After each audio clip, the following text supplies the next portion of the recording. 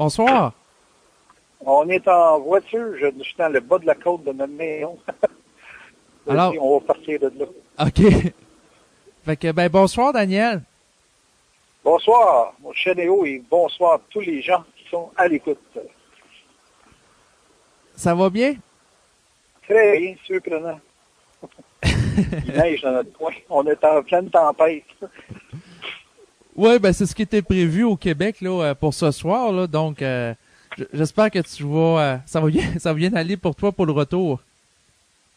Ouais, ben là, je suis en face de la maison chez nous, là. Je suis parké dans mon garage. OK, ben, voulais-tu que je te rappelle tantôt ou t'étais prêt tout de Non, suite? moi, c'est parfait. OK. Là. On est en onde, là? Oui, oui. On est en onde? Bon, OK, vas-y, je t'écoute. Pose-moi des questions. OK, parfait. Donc, je voulais aborder avec toi comme sujet celui des choix de vie qu'on peut faire dans notre existence. Ouais. OK. Dans le sens que, tu sais, dans la vie, on a des choix parfois à faire, que ce soit le choix d'acheter une auto, d'acheter une maison, des choix importants comme d'avoir ou non des enfants. Ensuite, de choix... Ça, c'est un choix que je suis en train de travailler dessus dans ma vie, puis je suis rendu à 30 ans, puis je me demande si je vais avoir des enfants ou pas, tu sais, en regardant le contexte actuel, quand on en regarde, quand ça va mal dans le domaine de l'économie, puis ces choses-là, tu sais. Ouais. Fait que c'est un beau projet, ça. Il y a du fun en masse à faire ça, ces projets-là. Avoir des enfants. Oui, ben, c'est-à-dire de se pratiquer pour en avoir, c'est le fun, mais c'est de voir si en pratique, à l'époque actuelle, c'est intelligent ou pas d'en avoir, tu sais. Ouais. Écoute, je sais pas si c'est content de ça dans les médias. Je suis astrologue. Oui. OK. Et conséquemment, je pense pas qu'un être humain ait un choix dans la vie. Plutôt qu'un destin dans la vie. C'est que quand tu me parles de choix à moi, c'est pas compliqué. C'est-tu marqué ou c'est pas marqué? Donc, autrement dit, par rapport aux enjeux de vie, que ce soit avoir un enfant, le moment de la mort, ces choses-là, il n'y a pas de choix, là. Non, pas pour moi. OK. Moi, d'après mes planètes, je suis supposé mourir à 82 ans, même âge que ma mère et mon père. Puis, c'est ça. J'ai pas eu le choix pour mon gars. Je suis bien content d'en avoir eu un, mais je pense pas avoir eu un choix de quoi que ce soit dans la vie, y compris ce que je fais comme travail. J'étais marqué pour le faire. Et puis quelqu'un qui dit, moi, je vais être égal à Ménard, il va falloir qu'il naisse avec à peu près le même genre de programmation. Sinon, il perd son temps. Donc, Mais je pense que Bernard oui. est né pour faire ce qu'il a fait. Je pense que toi, tu es né pour faire ce que tu fais. Puis, je vois ça comme ça. Mais des choix, là, je pense pas même que tu aies choisi de faire ton émission. Ça va jusque-là. Ouais, ben, je comprends ce que... Il y a un délai, hein? Il y a un délai dans nos lignes de téléphone. Parce que quand j'ai fini de parler, ça prend au moins 5 secondes avant que tu te répondes. Ouais, c'est plate, mais c'est ça. Ouais. OK, correct. On s'adapte. On n'a pas le choix. Exactement, on n'a pas le choix de s'adapter à ça, mais je me demandais, comme par exemple, le choix, si c'est une illusion, est-ce que c'est vrai aussi par rapport à mettons, le choix de s'acheter une maison ou une auto? Oui, tout ça. Oui, comme là, j'ai pas le choix d'attendre mon héritage avant d'acheter la maison, parce que même si je choisirais d'acheter la maison, j'ai pas les moyens. Fait qu'il faut, pour moi, le choix, c'est pouvoir faire quelque chose. Puis pouvoir faire quelque chose, c'est bien loin de la liberté, ça, là.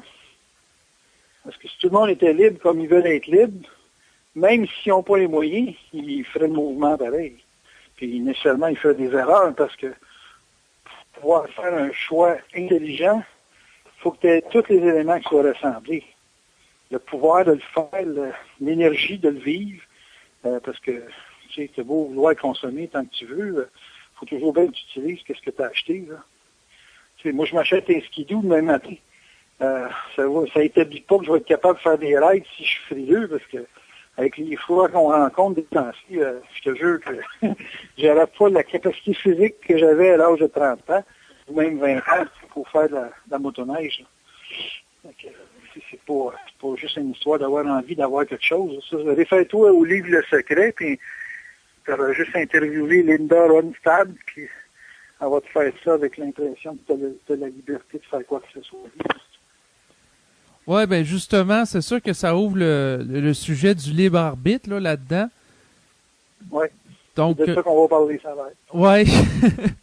On n'a pas le choix de parler du libre arbitre. C'est parce que tu parles de choix. Au quotidien, moi, je regarde... si tu me demandais comment moi je vis ma vie, moi, j'attends qu'on m'envoie la vibration pour faire quelque chose. Si j'ai pas la vibration, ce que les gens appellent souvent avoir le goût de faire quelque chose, pour moi, c'est pas le goût, c'est la vibration, parce que le goût, pour moi, ça suit les émotions. Les émotions, je me méfie de ça pour faire de mon initiation. Mais quand je me lève le matin, j'attends qu'on me donne ma feuille de route pour la journée. Fait qu'en d'autres termes, ils forcent le double, appelle ça comme tu veux, Dieu, les anges gardiens, les mythes. Moi, j'attends qu'on me passe, bon, ben là, tu vas faire ça, tu t'en vas là, puis papa. Puis je ne m'assine pas avec ça. Fait que ça, c'est ma liberté à moi, ça.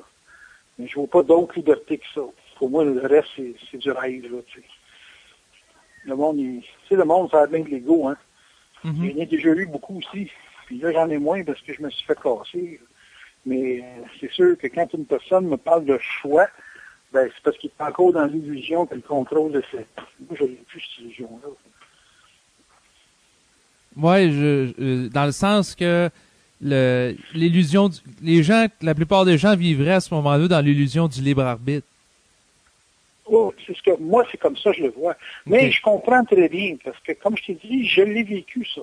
C'est juste que, quand j'ai côtoyé Bernard, je te regardais aller, puis on peut pas dire que c'est le genre de gars qui se laisse marcher ses pieds. Mais c'est le genre de gars que quand ça arrivait dans certaines expériences, je le voyais, entre guillemets, faire des erreurs. Puis, je me souviens, dans le stock market, j'avais montré comment trader avec les options, ces choses-là. Et puis, il s'était ramassé une perte. En fait, il a perdu sa maison littéralement parce qu'il jouait fort sa vie, puis il jouait fort dans le marché. Puis ça lui a coûté une sacrée beurrée. Ça lui a coûté sa maison, tu sais. Et puis, j'ai dit, maman, pourquoi tu m'as pas appelé? Je te l'aurais fermé ta position, moi, là. Il dit, non, je suis en fusion, moi, là. Je suis en fusion, il dit, je n'ai pas le contrôle de ce que je fais, là. Je dis, shit. Toi, si tu l'as pas, je peux l'avoir, tu sais. T'avais juste à m'appeler, je te fermais ta trade, il y avait rien là. Tu donnes ton numéro de passe, ton mot de passe, puis dans le jour, c'est fait. Il revenait tout le temps à faire qu'il y ait une fusion, puis qu'il n'y avait pas le choix de le faire. Là, quand il a commencé à me raconter comment ça se passait dans sa vie, avec le trading, parce qu'il faisait quand même pas loin de 10 000 par semaine, ça, ben, j'ai dit, ouais, là, je comprends pourquoi ils t'ont fermé le clapet, là. Parce qu'il y avait tout ça le monde dans la maison qui disait, ben, s'il fait 10 000 par semaine, on va y dépenser ces 10 000. Donc, les forces se sont servies de lui pour dire aux autres, hey, le robinet est fermé. Il n'y en aurait plus comme ça. Donc, vous voyez bien que ce qu'il faisait, ça avait des conséquences dans sa vie personnelle, et puis automatiquement, les forces étaient intervenues là-dedans. Puis comme il était fusionné, ben, c'était facile de fermer le robinet, parce qu'il y avait juste à l'empêcher de téléphoner ou l'empêcher de rentrer sa position. Mais c'est violent, ça, là. Dans le sens que c'est vraiment pas tout qui mène, hein. Puis pourtant, c'était le genre de gars qui avait de l'air à mener bien des affaires. Mais c'est pas lui qui menait. C'est ça. Vous le liez, vous autres, quand vous parlez de supramental, on dirait que c'est toujours un pouvoir que vous pensez que vous allez avoir pour faire ce que vous voulez. Et non, c'est pas comme ça. Vous êtes des petits canals qui sont au service des forces et qui doivent, bon gré mal gré, exécuter qu'est-ce que les autres décident et veulent pour des raisons qui sont foutument intelligentes que les vôtres. Je suis tout moi là-dessus. J'ai une question du public. Il y a Six Sense qui pose comme question, qui est l'initiateur du plan de vie pour chacun, Daniel? Parce que tantôt tu parlais d'astrologie, là. L'astrologie, comment je te dirais ça? C'est le code légal de l'astral. C'est pas mal plus, ça s'adresse pas mal plus à la programmation de l'âme que ce qu'on pourrait appeler le rapport avec ton double ou ton contact. C'est comme s'il y a deux mondes qui se côtoient sur la planète, le monde astral puis le monde de l'esprit. C'est le monde de l'esprit qui met l'énergie dans le plan astral. On va donner un exemple. Tu as une lampe. Bon, ta lampe, c'est l'ego et l'âme. Et puis l'électricité, c'est l'esprit. Fait que l'ego et l'âme sont des matières inertes quand on les regarde en dehors de l'esprit. Donc, il n'y a pas d'activité. On pourrait appeler ça le monde de la mort. Le monde de la mort était justement un paquet de lampes qui sont chez Walmart, qui attendent d'être achetées par un esprit qui va l'habiter, donc qui va être plugué dans une prise de courant pour être activé. Fait que quand vous me parlez de liberté, si l'esprit sortit, ça n'a plus de sens, la liberté, parce que vous êtes mort. Tout ce qui est vivant sur la planète est nécessairement habité par l'esprit. Dans le temps, dans les anciennes religions, on parlait que c'était Dieu qui animait tout. Et que sans Dieu, tu étais en enfer. Conséquemment, tu étais dans un monde astral, le monde de la mort. Donc, si on me pose une question, qui est-ce qui s'occupe de l'individu? C'est nécessairement du monde de l'esprit que l'existence part. Donc, on a autant de vie qu'on a d'esprit qui habitent l'ego et l'âme, ou qui passent à travers l'âme, parce qu'en final, l'âme, c'est simplement une programmation. Quand on parle d'astrologie, on parle d'âme, tu m'entends-tu? Oui, je t'entends, c'est un petit peu saccadé. OK, c'est ça, c'est pas j'ai une ligne qui essaie de rentrer. Fait que c'est sûr que là, l'esprit, lui, c'est comme une espèce d'énergie d'ensemble qui s'occupe de chaque individu, qui est une parcelle d'un ensemble, qui est parfaitement organisé pour être le plus harmonieux possible. Même si vous autres, vous regardez, ça va mal, puis ça va bien, ça va mal, puis ça va bien. Le ça va mal est toujours relatif à une perception, à une lecture.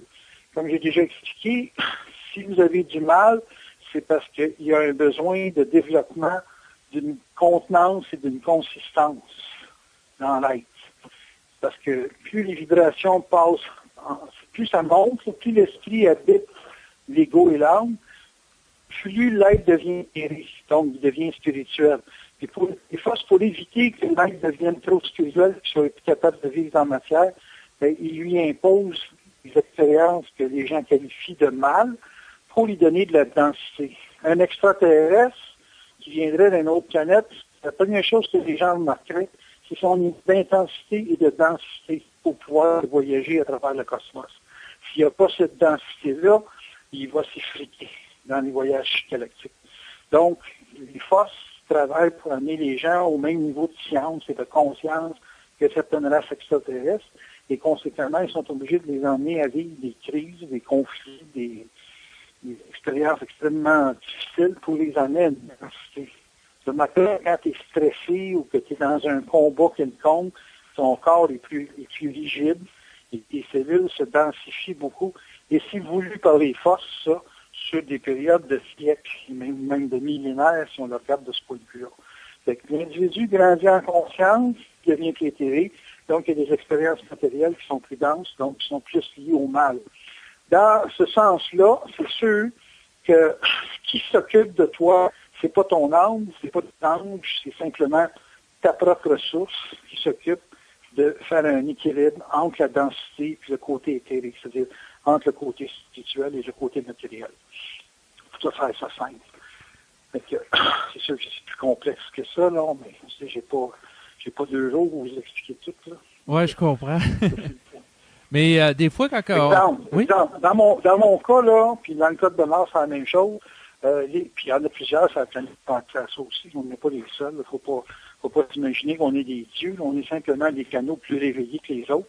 Mais tout le monde a accès à cette forme potentielle de communication intérieure qui se fait par la vibration et qui part de notre propre source. Okay? Et dans les religions, ils disaient « Dieu est en toi ». Bon, vous êtes tous des dieux, toute la gang, excepté que vous n'en avez pas vraiment conscience. Vous n'avez surtout pas conscience de ce que vous pouvez faire avec, puis surtout avec quoi vous êtes connecté pour avoir accès à cet aspect, on dit, divin. C'est parce qu'il y en a qui sont encore assez spirituels pour pouvoir référer à des notions d'être supérieur. Bon, si je vous dis, vous êtes tous des êtres supérieurs, mais il faut que vous appreniez à travailler avec vos capacités, vos ressources, puis de vous prendre là où vous êtes rendu, Mais là, à un moment donné, tu vas comprendre dans ta démarche que c'est toi qui s'occupe de toi, mais c'est pas toi égoïquement qui s'occupe de toi. C'est un autre plan qui s'occupe de toi sur le plan matériel. Et que partant de là, toutes les décisions ne sont pas prises à partir du plan matériel, mais toutes les décisions sont prises par rapport à un plan d'ensemble, donc qui exclut ton petit toi, mais qui va avec toute la conscience universelle de tous les êtres sur la planète. Et puis, c'est en harmonie sur d'autres plans pour pouvoir créer une harmonie sur le plan matériel. On est comme du sable ici sur lequel des gens travaillent pour faire du verre. Et le verre en question est transparent, il n'y a pas de coloration, puis ça. Mais avant que notre sable puisse devenir du verre et voir que c'est nous autres, c'est un autre plan qui s'est créé une forme dans le plan matériel, mais ça prend quelques siècles en général, de plusieurs incarnations. Il y en a qui sont plus vieux que d'autres. Moi, je suis un cas de plus vieux que la plupart des gens que je rencontre. Mais c'est ça marche de même. C'est pour ça que je dis, j'ai pas de décision, moi, je suis un gars qui exécute un plan, je fais partie d'un plan, j'ai à rencontrer d'autres gens qui sont sur le même plan matériel que moi, puis qui ont des niveaux de conscience différents. Puis je compose avec eux autres, selon la volonté de ma source, qui, elle, me dit de faire ci ou de faire ça, à tous les jours, au quotidien. Et je m'exécute. Peu importe ce que j'achète, c'est eux autres qui décident. Même un auto, même un cléparon, n'importe quoi. Fait qu'autrement dit, l'être humain, c'est pas le décideur, mais c'est plutôt un exécutant. Et voilà. Là, je suis content de toi. Tu as compris ce que je t'ai parlé. Mais en même temps, je serais curieux de t'entendre par rapport, tu sais, des fois, on regarde des choses dans l'actualité, comme par exemple le cas d'un individu qui va tuer ses 2 jeunes enfants en bas âge, là, à coups de couteau. Ouais, c'est très sauvage, c'est très violent. Puis, quand on en regarde ça, puis on tient compte que la pensée vient d'ailleurs, puis que l'être humain, bon, c'est un exécutant de force, j'essaie de comprendre c'est quoi la logique derrière ça, tu sais. D'après toi, est-ce que tu penses que ce gars-là a servi à un rôle quelconque? Parce que tu peux pas comprendre sur le plan humain, c'est trop fou, là. On s'entend. Mais il peut avoir servi à faire éveiller des gens. Et ça serait quoi qui s'est passé? Ouais, c'est une bonne question. C'est sûr que le fait que tout ce dossier-là a été très médiatisé au Québec a forcé les individus à se positionner par rapport au sujet de la responsabilité individuelle des actes, c'est-à-dire est-ce que un individu peut être reconnu ou non criminellement responsable d'avoir tué ses enfants en disant qu'il était sous l'emprise d'une émotion? Ouais, moi, je vais aller un petit peu plus loin que toi. Tu penses-tu que ça, en Syrie, au Liban, en Irak, aurait fait plus que 3 jours? Rester en vie plus que 3 jours? Non. C'est sûr que là-bas, ils sont plus expéditifs. Ils vont tuer sur place, ils vont lapider, ils vont... C'est ça. Ouais. C'est ça. Fait qu'on peut les traiter d'arriérés, puis on peut dire au Québec, on est trop spirituel. Il y a toutes sortes de façons de le lire. Moi, je pense que c'est un message des forces qui a passé par ce gars-là pour faire comprendre au monde que là, wow, réveillez-vous les boys. Parce que moi, je vais déjeuner tous les matins chez un Libanais. Puis ce gars-là, il s'est mort dans la journée. Là. Il n'y aurait même pas eu de procès, lui, ce gars-là.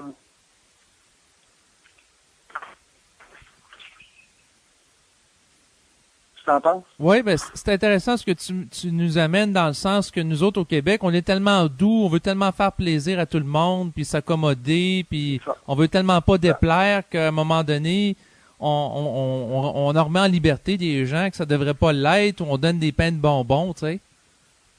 Ouais, puis on emmène ce gars-là en prison, puis je te jure qu'il faut pas qu'il se penche pour ramasser sa barre de savon dans les douches. Parce qu'il va avoir un traitement spécial. C'est ça, parce mais... que tout ce qui s'appelle meurtre, tout ce qui s'appelle meurtre de femmes, meurtre d'enfants, en prison, les prisonniers sont particulièrement friands de ces genres de gars-là pour lui faire, on va dire, la leçon. Spécial, hein? Fait que, il y a des lois pour tout ça. Ouais, c'est ça, mais en même temps, quand tu regardes ça, tu sais, tu te poses la question. Moi, je me suis posé la question, est-ce qu'il n'était pas possédé par des forces astrales ou maléfiques ou lucifériennes ou sataniques? Bon, c'est votre interprétation des choses. Mon interprétation à moi, qu'il a servi à l'esprit à donner une leçon et faire voir aux gens le niveau de spiritualité qui est dans notre région. J'applique beaucoup dans notre région. Parce qu'il n'y a pas beaucoup de régions au monde qui allaient laisser passer cette folie-là. Donc, pour moi, ça fait autant du mal que du bien pour faire comprendre des choses. Il y a des messages. Il faut se carbure au message. Donc, c'est ça. Moi, ils me font vivre des affaires qui sont des pensées. N'allez pas me dire que vous n'avez pas des pensées à demander d'en tirer un dans la rue, là, ne serait-ce que votre belle-mère de temps en temps. Vous passez pas aux actes, mais il reste quand même que vous avez des petites vibrations de temps en temps qui sont pas piquées verts. Oui, puis ces pensées-là, dans le fond, qui veulent nous tester pour voir comment qu'on... Parce que la façon que je vois ça, c'est que les pensées qui veulent nous amener à commettre des meurtres ou des choses qui sont violentes ou agressifs, est-ce qu'on peut les voir comme étant des tests pour voir à quel point on a développé notre volonté? C'est pas tellement on a développé notre volonté, parce que là, vous allez finir par penser que vous avez le droit d'agir négativement, alors qu'en réalité, vous ne comprenez pas à quoi se faire la négativité. Et c'est ce qui fait que les forces sont obligées de vous emmener dans des draps épouvantables pour vous ramener 2 pieds sur la terre. C'est votre manque de ground qui fait que le mal, il vous sert. Là, je viens de donner à manger à un chat pendant que je te parle. Ce chat-là, il bat tous mes mâles, excepté 2, ça se bat. Puis ce chat-là, noir, il vit dehors. Puis à moins 25, il était dehors là, quand on a eu ça cette semaine. Je le nourris en sachant très bien que dès qu'il y a une chance de battre un de mes chats, il s'assied. Puis je pourrais regarder ça. Moi, j'ai à peu près, écoute, j'ai 10 gants chez nous, là. Je pourrais le descendre, il n'y aurait pas de trouble avec ça. Je pourrais même, parce qu'il m'aime bien, évidemment, c'est moi qui le fais manger. S'il survit, il est correct. Et, je ne le fais pas pour raison. Les forces m'ont dit à un moment donné, tu as tellement de chats que tu peux avoir des problèmes avec tes voisins, et puis ce chat-là, il garde tes mâles dans le territoire. Et puis, il les garde autour de la maison, parce que je ne peux pas aller trop loin, parce que quand il s'éloigne, que le chat lui donne le voler. Fait que, il fait un mal nécessaire pour moi. Il garde mes chats à la maison, sinon c'est l'euthanasie par la SPCA. Fait que, il est très concret, il est très efficace. Puis quand il est à la maison, autour de la maison, il ne bat pas, parce qu'il sait qu'il va perdre son lunch. Fait qu'en final, c'est très intelligent, mais vu d'un point de vue humain, c'est extrêmement négatif. Mais j'ai pas un chat de blessé quand il se bat quand il se bat avec ce chat noir-là. Puis plutôt, c'est moi que c'est un méchant marcou, là. J'ai juste un mâle, moi, qui tient tête, là, puis qui n'a pas peur. Les deux, les deux, là. Puis, c'est toute la patente avec il n'y a pas de tension. Mais moi, ce que les forces ne m'avaient pas expliqué, ce chat-là protégeait mes chats sans le vouloir. Donc, qui servait, en termes de charge négative, à garder mes chats sur mon terrain. J'ai 2 heures et demie de terrain. Fait qu'il y a assez de place pour eux autres. Ils n'ont pas besoin d'aller se taper voisins. Ce chat servait à ça. Mais non, ils ont dit, touche pas à ça. Il sert. On te l'a envoyé exprès pour qu'il reste autour de la maison. Puis qu'il garde tes chats chez vous. Ça, c'est le mal, mais lu du point de vue des forces. Lu d'un point de vue humain, on a des difficultés à comprendre. Si la société était capable d'avoir une attitude plus rigide, des affaires comme Turcotte, il fait déjà sans chaise électrique. Mais comme Turcotte fait à faire voir aux gens qu'ils sont trop lousses dans leurs attitudes, ils sont trop lousses avec les enfants, ils sont trop permissifs avec tout ce qu'on peut penser, ben, des gars comme ça, ils nous font voir le portrait social. Parce que ça n'a pas d'allure, ce gars-là ne soit pas en prison. Là. Mais d'un autre côté, d'être chez Pinel, dans un hôpital psychiatrique, c'est un autre genre de prison. Parce qu'en maison 12, en astrologie, c'est les prisons pour les fous, les hôpitaux, puis la prison tout court là, pour les criminels. C'est ce que ça représente, la maison 12. C'est qu'il est en prison, mais d'une autre façon. Je pense pas que en société, s'il revient comme cardiologue, que le monde, s'ils savent que c'est lui qui va t'opérer, je penserais pas qu'il y ait bien d'ouvrage. Les gens peuvent choisir le médecin là, pour les... Mais en même temps, c'est toutes cardiaques. les autres sont surchargés parce qu'actuellement, dans le domaine de la santé, c'est extrêmement difficile d'avoir accès à un spécialiste. Fait que les gens, au lieu d'attendre une grosse, à faire face à une grosse liste d'attente puis attendre plusieurs mois, tu sais, s'ils voient qu'ils peuvent se libérer, même s'ils n'aiment pas la face, mais peut-être qu'ils vont passer avec lui parce que c'est une question de survie, tu sais. Ils vont préférer rester en vie que de prendre le risque d'attendre 1 an ou 2 avant de se faire opérer, tu sais. En conclusion, la vie, c'est une question économique. Ça aurait été un ouvrier là, qui travaillait dans une shop, il serait en prison. Fait que d'une façon ou d'une autre, on a une lecture dans nos jugements collectifs. Là, comme là, ils font le procès de Shafia. Ils en font beaucoup. Mais c'est plus anglais, c'est plus en Ontario. Fait qu'on se retrouve quand même toujours avec une lecture de la société à travers les mouvements d'un individu. Comment elle pense la société? Elle est rendue où? Jusqu'où on donne des droits et on enlève des droits?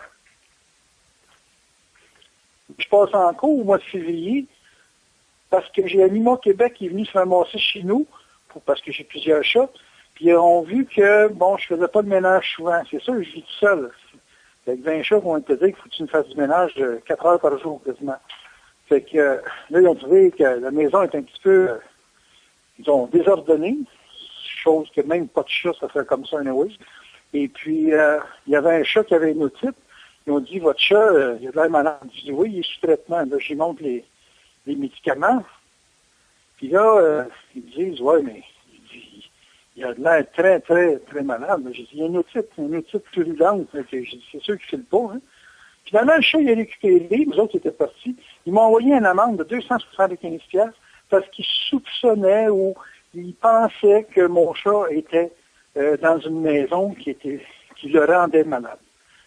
Et là, je m'en vais après ça parce que j'ai pas voulu signer coupable pour avoir à payer une amende de 275$. J'ai dit, je peux te payer votre 275$ pour que ça s'arrête là, mais j'ai dit, je vous m'appelez jamais coupable d'être... je suis pas responsable d'un otite, c'est du froid, ça. Même le vétérinaire me l'a confirmé. C'est pas de la poussière qui rend une oreille malade. Ils sont fous de même, là. Mais là, tu es dans une société qui veut te faire payer, cherche tout le moyen possible pour t'appauvrir, puis t'accuser c'est n'importe quoi. Puis si une personne ne réagit pas à l'euphorie, à la folie sociale, il va se faire détruire littéralement, économiquement, ça s'entend. Puis éventuellement, il va tomber malade.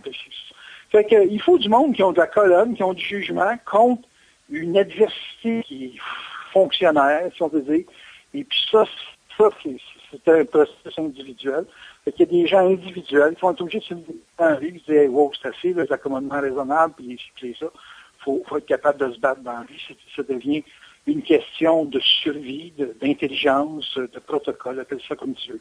Fait qu'on a des affaires qui sont épouvantables, que ce soit par le biais de la mafia, qui rentre dans les mécanismes de construction.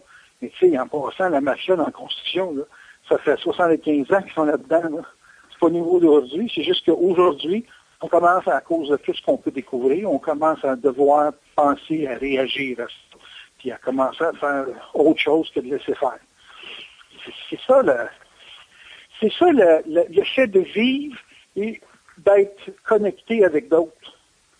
Sans ça, il faut que tu t'isoles dans le bois bien loin pour qu'on vienne te rejoindre. Puis encore là, ils m'ont envoyé des hélicoptères pour aller te chercher. Ouais, ben sinon, sinon j'allais dire, ils vont t'envoyer des chemtrails, c'est-à-dire il y a des avions qui passent avec qui laissent des tracés, là. Et dans les tracés, bon, là, c'est sûr c'est sujet à discussion, là, mais tout de même, il y a de plus en plus d'informations qui circulent là-dessus sur Internet, c'est qu'il y aurait des résidus de produits chimiques là-dedans pour faire des tests sur la population pour voir comment ils vont réagir si on les expose à tel produit dans l'air, tu sais. OK. On est vraiment de la chair à canon. C'est parce que, tu sais, parler de choix, tu sais, si on parle sur un plan purement psychologique, moi, j'en discutais des fois avec Bernard. Je dis, il va faire se protéger notre cerveau de toutes les influences, la publicité, n'importe quoi. Exact. Parce que tout est voulu pour avoir le contrôle du cerveau humain. Diriger son centre décisionnel, l'emmener à consommer d'une telle façon, à te faire scanner sur le net pour pouvoir savoir c'est quoi tes habitudes d'achat, tes habitudes de vie, puis etc. Tout le temps dans le but, évidemment, de contrôler ton processus décisionnel. Puis effectivement, Bernard m'a le confirmé, c'est effectivement ça qui s'en vient. C'est pour ça que la conscience mentale est basée sur le fait de ne pas croire. Pas croire, ça ne veut pas dire s'opposer à. Pas croire, ça veut dire garde-toi réveillé par rapport à ce que ton environnement veut faire. Quand on parle de force astrale, on parle de forces qui sont réflectives. Mais vous êtes aussi astralisé que vous êtes réflexif, parce que pour qu'une pensée d'un autre puisse vous influencer, il faut qu'elle soit communiquée pour créer une impression. Dans le monde de la conscience, l'impression, tu es supposé être capable de tout neutraliser ça dans l'instantané.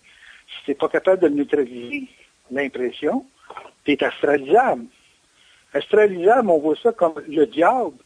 Mais le diable, tu es supposé être capable de le neutraliser parce que c'est juste une image de ce que le mal représente. Mais ça peut aller loin, le mal. Tu peux te faire tuer avec le mal. Tu peux parce que tu as des idées réflexives. Tu peux avoir un accident d'auto. Tu peux tomber malade. Ça n'a pas besoin d'être un autre qui vient t'assassiner, là. Tu peux t'assassiner par toi-même juste par le processus réflexif. Fait que défaire la réflexion, c'est la job d'une vie, ça. Moi, je connais toutes mes zones vulnérables. Je m'organise pour me protéger quand ça se produit. Tu sais, par rapport à mes chats, c'est à peu près la zone où je suis plus vulnérable. Les forces m'ont dit, la clé, c'est que si on t'en enlève un, il faut pas que tu réagisses.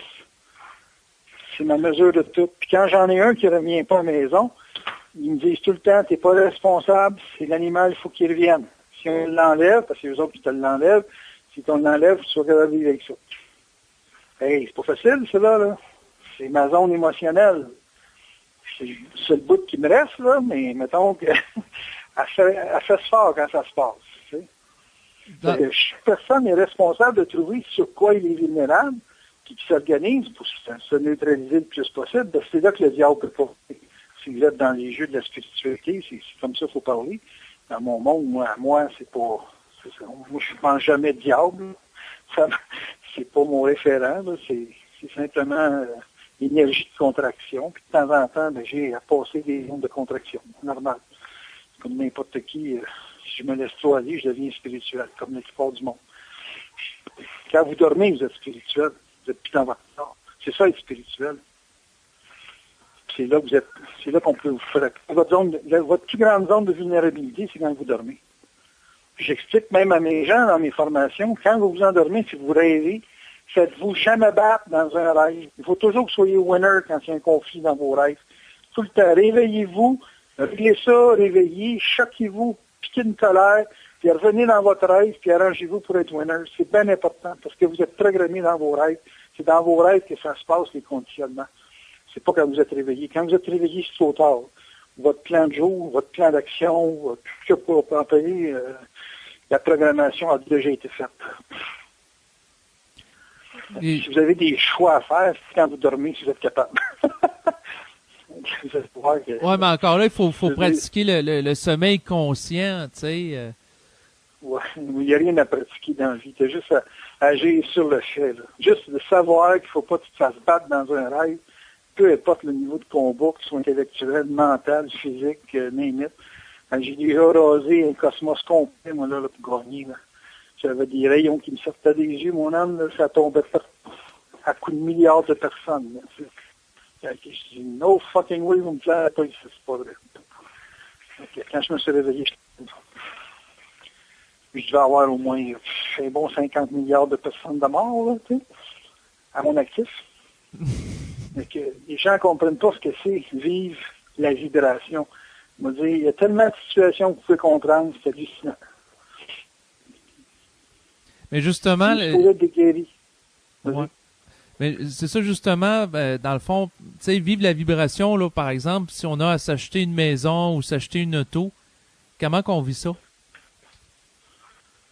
Écoutez, si vous avez un choix à faire, c'est parce qu'en quelque part, vous êtes insécure. Vous avez de vos ressources. Parce que moi, quand j'ai un achat à faire et que j'ai les ressources, pas juste au niveau financier, là, les ressources au niveau d'être capable d'entretenir une maison, c'est de l'eau à une maison. Moi, j'ai 2 ans et demi de terrain, c'est juste du bois, puis je ne sais pas ce que je pourrais faire avec ça. C'est sûr que je n'allais pas me mettre dans le bois à tondre le gazon, ça c'est certain, 2 heures et demie, j'en aurais pour 2 mois. Fait que, tu sais, j'ai comme une ressource que je peux pas utiliser pour l'instant. Peut-être que c'est mon héritier ou mes héritiers, s'il y a facture qu'il y a à un moment donné. C'est sûr que ce sera un projet pour d'autres personnes que moi, parce que moi, j'ai pas le goût de désirer ce bois-là. Et puis, je l'ai. Mais c'est une ressource qui venait avec la maison. Tu sais. Bon. Est-ce que j'ai acheté une maison ou j'ai acheté un domaine? Moi, dans mon cas, si j'achète une maison ou j'achète juste une maison, ben, j'ai déjà de la misère à entretenir l'intérieur. Je me taperai pas l'extérieur 2 heures et demie de bois, encore. Mais je l'achète parce que je l'achète pour mes chats. Fait que la principale raison d'achat, c'est mes chats. Est-ce que j'ai la ressource pour ça? Ou la réponse est oui. Et je le fais pour une raison donnée. Fait que donnez-vous une raison de faire l'achat. Étudiez votre raison parce que c'est avec votre raison que vous allez la forme. Et c'est pas la forme qui va vous donner une mesure de vous-même. La forme va avoir la mesure de ce que vous êtes capable de vivre avec. Fait qu'il n'y a pas de choix là-dedans. Là. Tu as besoin de ça pour telle raison. Et puis tu as les ressources, tu rassembles ça ensemble, puis ça fait un achat de. Bon, c'est sûr que quand ma femme m'a demandé d'avoir un enfant, elle disait, écoute, moi, j'aimerais pas ça avoir un enfant à 35 ans, j'aimerais ça l'avoir à 27 ans. Moi, je n'étais pas prête. Y a-t-il un homme qui est prêt à avoir une fille? Je pense que non. On n'aura pas assez d'argent, on n'aura pas ci, on n'aura pas ça. On oppose à la volonté de madame l'idée qu'on n'est pas en force, on n'a pas les moyens, on n'a pas ci, on n'a pas ça. Bon. C'est toujours la même raison que les gars vont émettre devant une femme. Finalement, madame qui veut avoir un enfant, c'est dit que le gars, moi, de faire un nœud dedans, il y a des risques que c'est elle qui décide. Hein. Fait que le petit vient, il dit, ah non, dis-moi pas qu'on a un enfant. Elle dit, qu'est-ce que je fais là? J'arrête, parce que je le garde. Là, ça devient l'autre discussion. Ouais, ok, je pense qu'on va le garder.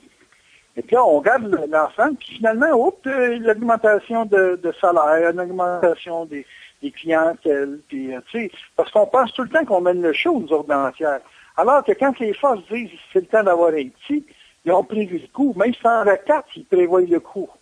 Puis les enfants sont bizarrement, des fois, ils ont une vie serrée, mais ils ont une belle vie quand même. Mais en même temps, c'est ça, mais en même temps, quand on en regarde au tiers-monde, tu sais, en Afrique, ils ont un paquet d'enfants. Oui, mais t'es pas au tiers-monde, t'es au Québec.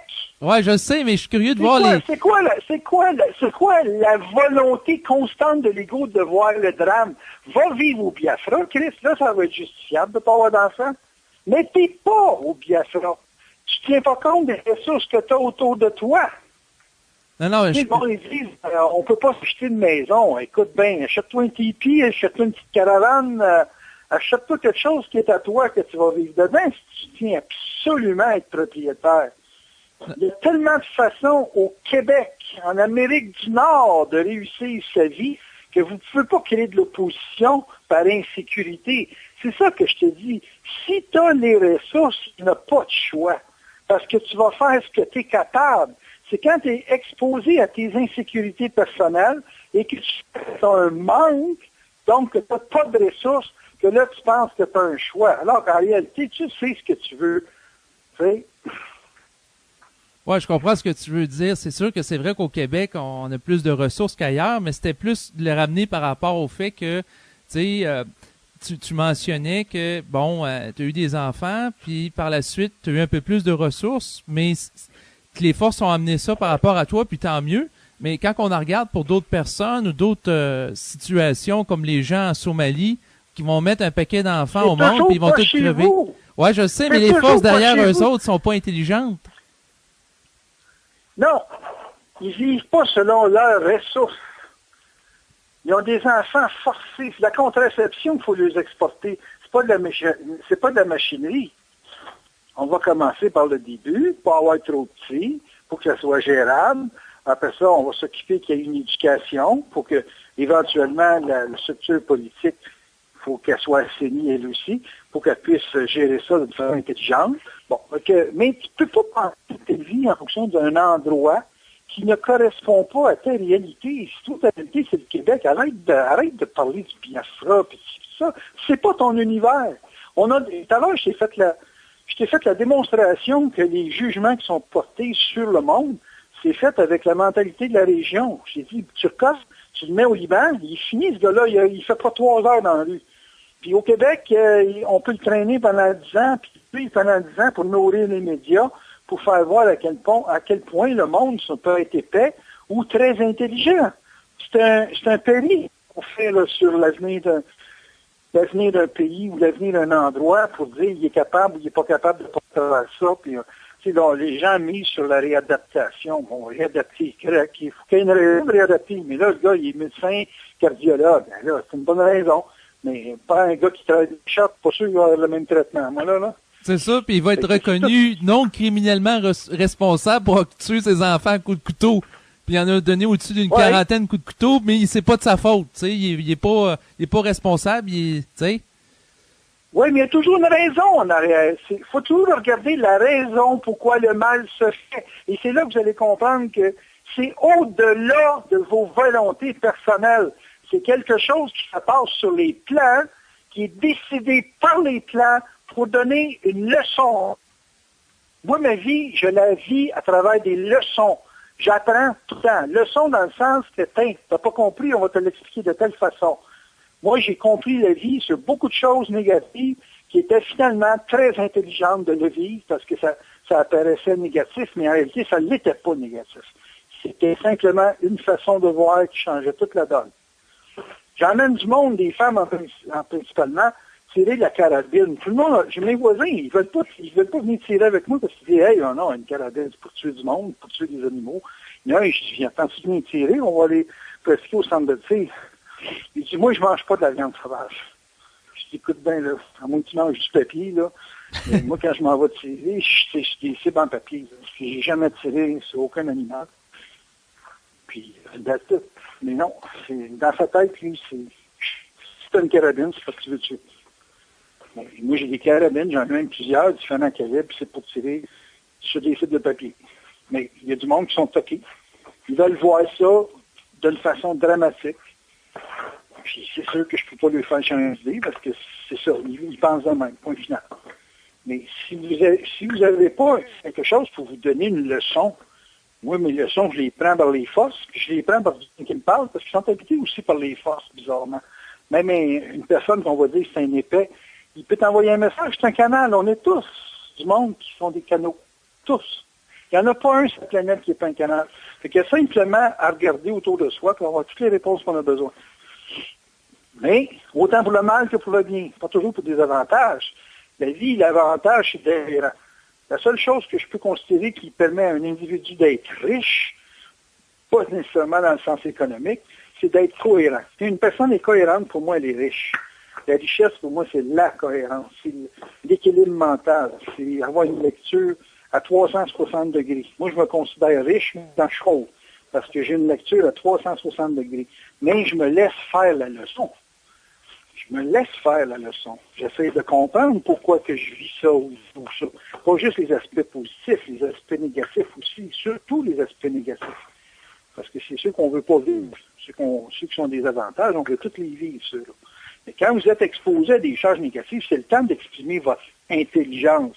J'entends parler par tout le monde, là, que bon, moi je suis dans la conscience, papa. Ouais, puis quand tu t'arrives une bad luck dans la vie, que ça fonctionne dans ton cerveau, alors là, tout d'un coup, ils ont des shortcuts, là, tu sais, ça marche plus, là. Bernard, il n'a pas fait de cassette là-dessus. Ah ben, non, ça, on a besoin d'un dieu. En passant, les cassettes, c'est pas si difficile que ça. Avant, je t'écoutais avec Donald, là. C'est des problèmes, il m'appellera, mais étant donné. Ouais, ben, en tout cas, on en parlera peut-être plus en dehors des ondes, là. Mais, comme tu veux, ne me dérange pas. OK. Mais pensez pas que c'est volé, là.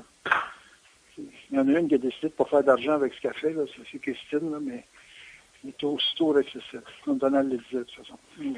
Ben, moi, ce que je trouve dommage, personnellement, là-dessus, c'est que les cassettes, il y en a une grande quantité qui ont été produites, à ce que je sais, au-dessus de 500, puis ça n'a pas suivi suite au décès de Bernard. C'est-à-dire que ça n'a pas été rendu public d'une manière légale, alors qu'il y a quand même une demande auprès des gens qui l'ont suivi, puis aussi les nouveaux qui le découvrent. J'ai eu plusieurs courriels de gens qui seraient intéressés à avoir accès aux cassettes, puis là, les cassettes ne sont pas disponibles, fait que c'est ça l'affaire. Écoute, La raison principale pourquoi Bernard est mort, OK? La raison principale. Il n'est pas mort pour rien, parce que, tu sais, il aurait pu servir encore 100 ans, là. Mais la raison principale, c'est que les gens étaient rendus pour assimiler la conscience, ils étaient rendus à un stage pratique. Un stage où il ne fallait pas qu'il y ait d'endoctrinement. Puis, il y a bien du monde qui aimerait ça pour faire une religion de la conscience supramentale. Puis c'est justement ce que Bernard ne voulait pas.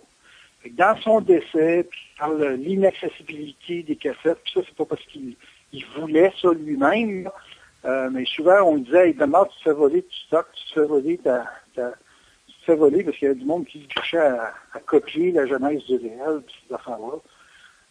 Il disait, écoutez, si vous voulez récupérer les gens et les avertir que c'est pas correct, tant mieux. Mais il dit, de toute façon, il dit, moi, ce matériel-là, c'est plus mon contrôle, c'est les forces qui me les ont fait parler, fait que ça appartient aux forces de s'occuper du matériel. Tu sais. En final, c'est pas l'être humain qui va avoir le contrôle de son matériel.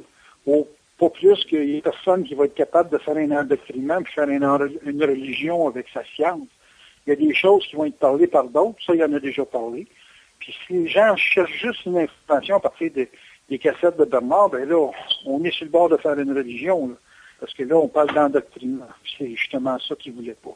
Fait que comment ça se passe humainement, c'est comme quelqu'un qui veut retenir le matériel. Donald en a parlé un petit peu là-dessus, que c'était accessible. Mais le point qui est important à comprendre, c'est que si les forces décident d'en fusionner un autre, il ne s'appellera pas Robert, je ne sais pas pourquoi j'ai dit Robert, mais il ne s'appellera pas Bernard de Montréal, il va s'appeler d'autres choses. Là. Mais pensez pas que vous allez être fusionné là, si vous n'avez pas une approche, comme je vous dis, d'être un candidat. Parce que si vous avez une approche très personnalisée, très réflexive, ce qui va vous rentrer dedans va définitivement vous rendre fou, ça c'est sûr. Parce que c'est beaucoup trop de stock à l'entraîne des. Il y a des choses, des fois, on est mieux de les laisser sur Internet que de laisser ça sur notre disque dur, parce que même si c'est un disque dur de 3 téraoctets là, qui est sur Internet, ça ne rentrera pas dans ton disque dur, même si c'est le plus gros disque dur au monde.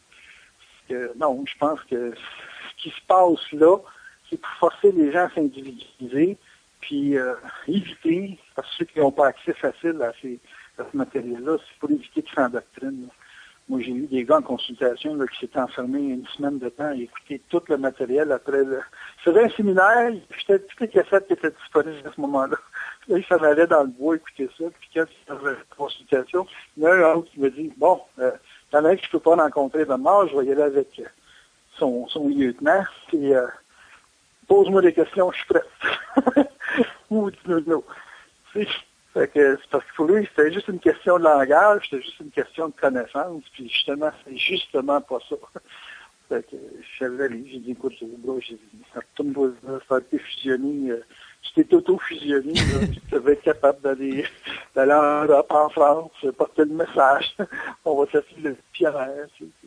Oui, c'est sûr qu'il y a un risque que les individus, justement, tombent dans le piège de la connaissance pour se rattacher aux cassettes, puis en oubliant la vibration, donc s'accrocher à la forme, voilà. Puis en oubliant la vibration qui est derrière, tu sais. C'est sûr que c'est... Bernard est un messager, un messager de, comment je peux dire ça, de très efficace, mais on est tous des messagers potentiels. Il nous a simplement montré ce qu'on pouvait être. Tu sais. C'est beaucoup, mais c'est ça. Il nous a montré ce qu'on pouvait être. C'est beaucoup, mais c'est juste ça. Retenez, c'est juste ça. L'essence même de toutes ces crises de cassettes, c'est une démonstration qu'une personne plaît peut parler de même. C'est la seule chose que vous pouvez aller chercher dans les cassettes. C'est l'exemple de ce qu'il y a à faire. Et non pas d'apprendre ce qu'il sait déjà, sans ça, vous retombez encore dans la cinquième race, la race intello, là, puis de ceux qui apprennent, puis qui mémorisent. Comme quand j'étais en France, là, parce que la France, en passant, c'est moi qui étais là-bas pour pouvoir ouvrir le chemin. Maintenant, tu es supposé aller en Europe, ça n'a pas abouti, parce que justement, les Français sont des Français.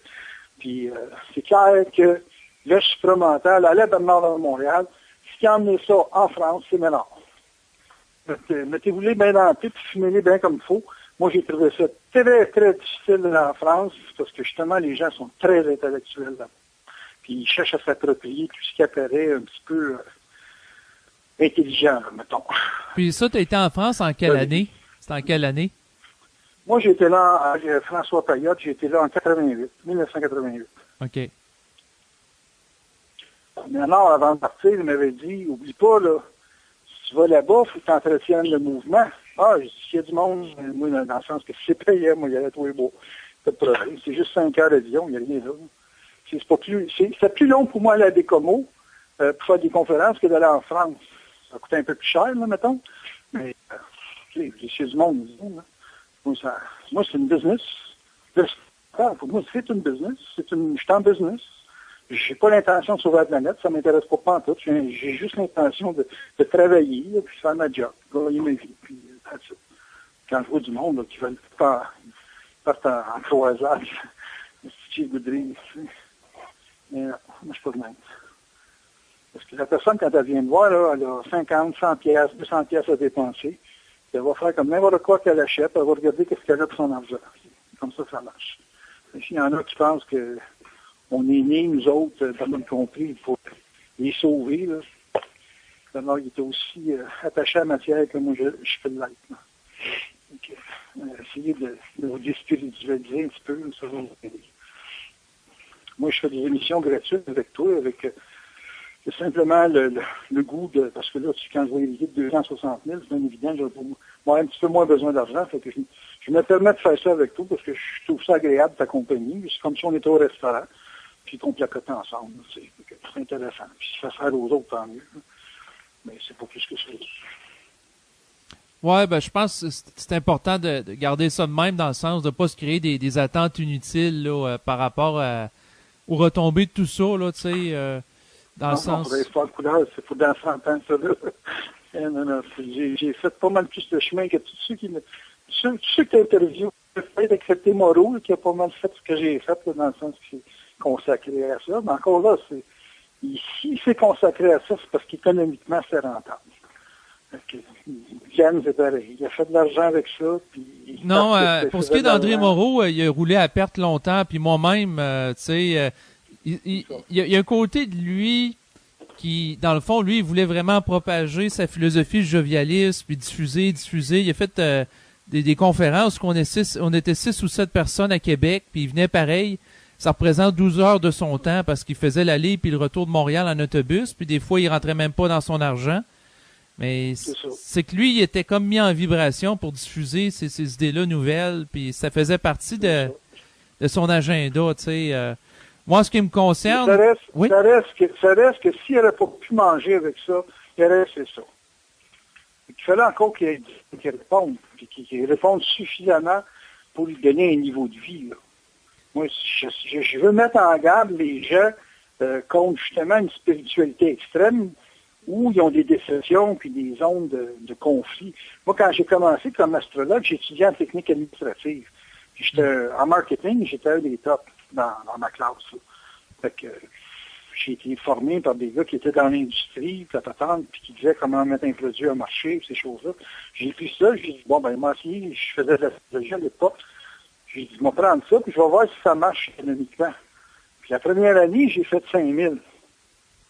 Aux études, je vivais chez mes parents. Puis la deuxième année, j'ai fait 10 000. Après ça, j'ai grimpé, dans 4 ans, j'ai grimpé à 50 000 par année. Puis là, quand j'ai commencé à regarder pour les emplois, j'ai vu que je faisais autant d'argent que tout ce qu'on m'offrait sur le marché, puis en plus, j'avais du fun. Puis si tu penses, j'ai choisi, moi, là. J'ai choisi d'être astrologue. Mais j'ai pas choisi d'être astrologue pour sauver le monde. C'est une bonne business, that's it. Puis quand j'ai rencontré le nord de Montréal, j'étais fatigué de rencontrer tout le temps du nouveau monde. J'étais tanné à tous les ans de rencontrer j'étais rendu à 1500 clients par année. Je ne pouvais pas grimper plus parce que j'avais plus d'heures pour vivre. Puis là, ma femme a commencé à avoir sa dose. Là. Fait que, il a dit, ça tout le temps. Oui, je sais, mais si tu veux, j'ai la clientèle qui m'appelle. Fait que, il va falloir que tu mets une ligne là-dedans parce que sinon, je m'en vais. Fait que, je dis, OK, 1500 par année max, j'en fais pas plus. C'est du monde, ça, là. J'allais à domicile en plus. Mais j'ai tout le temps fait ça parce qu'économiquement, il fallait que je fasse de l'argent, ça me donnait une bonne paye. Quand je suis arrivé dans le groupe de Bernard, c'était du monde normal que je rencontrais. Et lui, il disait, vous êtes tous des surhommes. Moi, j'ai dit, il va avoir besoin d'aide, lui, ça c'est sûr. Fait que je suis entré là-dedans, toujours en me disant que j'étais là pour travailler. J'étais voir Bernard de Montréal, c'est quelqu'un qui m'a introduit à lui. C'est pas moi qui l'ai cherché, ce gars-là. Ils m'ont été présentés, puis ils ont dit, va le voir dans la conférence, le kit. Ah, moi, je ne fais pas de séminaire. Finalement, il m'a fait passer par-dessus tout le monde, il m'a fait faire mes mini-séminaires. Là, tu vois, c'est exactement le genre de gars avec lequel il faut que je travaille. C'est comme ça que ça s'est passé. Ça a été très, très, très pratico-pratique et concret tout le temps. J'ai pas été forcé de le rencontrer. J'ai pas cherché à évoluer. J'ai simplement continué à faire ma job. Point final. Aider le monde à voir les choses d'une autre façon, d'une façon plus psychique. Là, c'est sûr que je me suis développé là-dedans, mais c'était pas mon intention de base. Fait que regardez ça, la conscience supplémentaire, comme un outil pratique pour améliorer votre vie. Regardez pas ça comme si on fait pas ça, on va se suicider. Regardez ça concrètement. Les gens me disent tout le temps, c'était toujours l'élément pratique. Ben oui, c'est sûr. Tu as dépensé 70 piastres pour une journée. Il faut que ça te serve pour 70 piastres. Et on dit que le monde, non, il faut qu'il donne quelque chose. Il faut qu'il y ait un lampion à allumer. Ça ne marche pas de même, la vie. Vous vivez avec un corps humain qui a besoin de manger, qui a besoin de s'abriter quand il fait moins 25, qui a besoin de se protéger du soleil, qui a des lois sociales qu'il faut respecter. On est dans un monde concret. Même Bernard avait dit à un moment donné à Yolande, sa relationniste, il dit, je ne veux plus avoir de monde qui sont sur le bien-être social. Dès qu'ils sont sur le bien-être social, ils n'ont pas le droit de faire des séminaires. Parce qu'ils voulaient avoir du monde grandé qui avait un job. Fait qu'il y a un message là-dedans. Mon Dieu, je peux pas comprendre que le monde ne comprenne pas ça. C'est hallucinant. Ouais, ben c'est sûr que moi je suis d'accord avec toi dans le sens que c'est sûr que moi je fais mes émissions de radio puis c'est pas pour sauver le monde, c'est parce que ça me permet d'évoluer pendant un moment donné dans ma vie. Puis en aussi longtemps que je perds pas d'argent avec ça, tu sais, le jour parce que j'aurais pu développer un site, puis ça m'a coûté peut-être 2000 ou 3000, puis j'aurais pu faire des vidéos un peu comme Richard Glenn, mais j'ai pas été dans ce sens-là. Même chose pour des livres, j'ai commencé à écrire des livres, puis peut-être je les publierai jamais parce qu'il n'y a pas assez de demandes pour ça. Mais c'est sûr que moi, je ne voudrais pas à perte là, dans mes affaires. Moi, c'est la principale raison pourquoi j'écris pas. Parce que c'est pas... C'est pas payant, tu sais. Non, excuse-moi, c'est pas payant. C'est ça, excuse-moi de le dire aussi. Je vais passer des heures à 1 piastre de l'heure pour sortir un livre qui va se vendre à 100 copies. Ça m'intéresse pas, ça. Puis que je vais être obligé de tout éditer parce que si je fais j'écoute, j'ai des plugs, moi, dans toutes les maisons d'édition. Les maths, là, c'est un de mes chums. Libre expression, la directrice, c'est une de mes chums. Me l'ont fait de faire des études. Je dis, vous me donnez combien? On a calculé ça sur 200, 300 ventes possibles. Puis, fuck, je fais 5000. 5000, je suis capable de faire des cassettes, puis c'est là. Des CD, tu sais. On est rendu à l'heure du CD. Là, je regarde pour faire des clés USB. C'est une multiplicateuse à clé, un clé USB. Puis, avant ça, comme ça. Mais c'est toujours dans le but de travailler, mais là, c'est pas dans le but de trouver quoi que ce soit. C'est pas un matériel qui est facile à passer en grand public. Ça, c'est un gros handicap. Moi, quand je m'en vais dans le monde normal, je parle de carabine, de tir, puis de... Je suis déjà dans le milieu des armes, un original, que je veux pas aller à la chasse, je veux pas être policier, je veux pas être détective. En autotome, je veux pas me servir des armes contre la vie humaine, la vie de trop. On parle des animaux, pour moi, c'est de la vie. Là. Tirer sur un cheval, moi, je comprends pas. C'est tellement beau, cette bête-là. Là. Mais j'aime énormément l'effet que ça fait tirer. Ça calme les nerfs. Mon homme tire avec le 30-06. Écoute, ça t'arrache l'épaule quand ça tire, ça là. Tu sais, c'est comme un gars qui te donne une tape sur l'épaule. Vous devriez peut-être avoir quelqu'un qui vous donne une tape sur l'épaule. Une bonne tape, là, tu sais. Ça vous coulerait le pompon en disant, ah, j'aime ça. Là, je vais dire, c'est pour les masos. Non, c'est pas pour les masos. Ça a un effet, le bruit, ça. Les femmes adorent ça. Et puis, j'ai plus de facilité à parler d'âme en public que de parler de conscience. C'est très, très, très difficile de rencontrer quelqu'un chez un Tim Hortons que tu connais plus ou moins, puis d'y ouvrir la conversation en disant, hey, savais-tu que c'est pas toi qui penses? Hop, là, il change de table. Mais s'il parle de gun, c'est à peu près une chance sur 3 qui aiment ça parler de ça. Au moins d'être curieux de ça. Même mes voisins qui ne veulent pas tirer, je suis en train de lui mettre le doute. Oui, mais on sait c'est du papier, Jean. Il s'appelle Jean, mon voisin. On sait c'est du papier. Je sais pas, je pense que c'est un assassinat, là, de tirer sur une cible. C'est comme jouer au billard, Jean. Jouer au billard, c'est pareil, mais disons que quand tu tapes sur une boule, ça fait moins de bruit que quand tu tires la carabine, mais c'est le même principe de précision que de tirer sur une boule. Et là, je suis en train de le ramoner, là, puis de l'emmener à faire ça. C'est plus facile, ça, de parler de gun que de parler à quelqu'un de « Hey, savais-tu que c'est pas toi qui penses? » Ben, vous vous embarquez sur un terrain, puis il ne vous donne pas du lot au pouvoir quand vous parlez de conscience. Là. C'est pas le sujet le plus populaire, on ne voit pas ça dans les journaux. Si ça passait à Saint-Journaux, probablement que chez Pinel, il t'enverrait un inspecteur pour vérifier ton état mental, ces choses-là. Il dit « Hey, vous prônez la schizophrénie volontaire, vous, là, ça ne marche pas. » C'est vraiment un matériel que c'est une grosse curiosité. Et si vous n'êtes pas grandé en plus, vous êtes des sujets d'étude pour le monde. Là. Donc, moi, en étant bien grandé, ben, inévitablement, les gens vont dire, ben, il est marginal, mais il n'est pas dangereux. Ouais, ben, il est dangereux. Oui, c'est ça. Ben, si tu nommes des points intéressants, c'est que actuellement, le type d'émission que je fais, ou ça peut être toi aussi à travers tes conférences, tes CD, ce type de contenu-là, les gens sont pas nécessairement réceptifs, puis la société est comme formatée pour être réfractaire à ça, parce que la minute que tu dis que c'est pas toi qui penses ou que la pensée vient d'ailleurs, comme tu le mentionnais, les gens vont t'étiqueter schizophrène, puis t'es fou, puis merci, bonsoir, ça c'est fini là, tu sais. Voilà. Je suis totalement d'accord avec ça. Bernard, il appliquait beaucoup dans ses conférences publiques, comme quoi il fallait être des bons citoyens, tu sais, en disant il faut que vous soyez capable de payer vos impôts, que vous soyez capable de travailler, tu sais, que vous ne coupiez pas de la société non plus. Faut pas que ça devienne un handicap. Les conférences, quand je te dis qu'il coupait les gens qui étaient sur le bien-être social, c'est parce qu'il y a du monde qui se pique pas mayonnaise. Là. Et tu fais des tripes de conscience, un peu comme tu fais des tripes de cocaïne ou des tripes de marijuana, là. C'était pas son trip, pas en fait à lui. Mais d'un côté, je trouve, peut-être tu vas être capable, mais j'ai de la difficulté à comprendre pourquoi il y a des gens qui sont mis en vibration pour parler de ces choses-là. Puis à quelque part, il n'y a pas vraiment de demande pour ça, mais en même temps, les gens, j'ai reçu beaucoup d'invités, puis je les sens très, dans le fond, animés par ça, ou peut-être que je fais une lecture qui n'est pas adéquate, mais je sens qu'il y a beaucoup de gens, beaucoup de gens. C'est-à-dire que, non, il y a une quantité restreinte de gens qui s'intéressent à ça, qui me semblent être branchés, mais en même temps, tu n'as pas le output qui va avec ça, c'est-à-dire tu n'as pas le public, tu sais. Il y a beaucoup de choses qui sont faites dans la vie, puis dans lesquelles les gens dépensent énormément, juste pour être original. Il y en a beaucoup. Moi, j'étais dans le milieu de la moto longtemps, puis des gens là, qui vont investir sur un Harley qui les a déjà coûté 25 000, qui vont investir les 25 000 de plus juste pour, on appelle ça en anglais, customiser leur machine. J'avais un voisin pas loin de chez nous qui avait un Harley, il était rendu à 65 000 en chrome, en tout ça, de belles gadgets. 65 000. Si je pensais sur un genre de taux que tu peux avoir à 65 000, un beau Audi A6 ou des affaires comme ça. Si tu vas dans le milieu de l'usager, c'est une Porsche 911 Targa 4 roues motrices.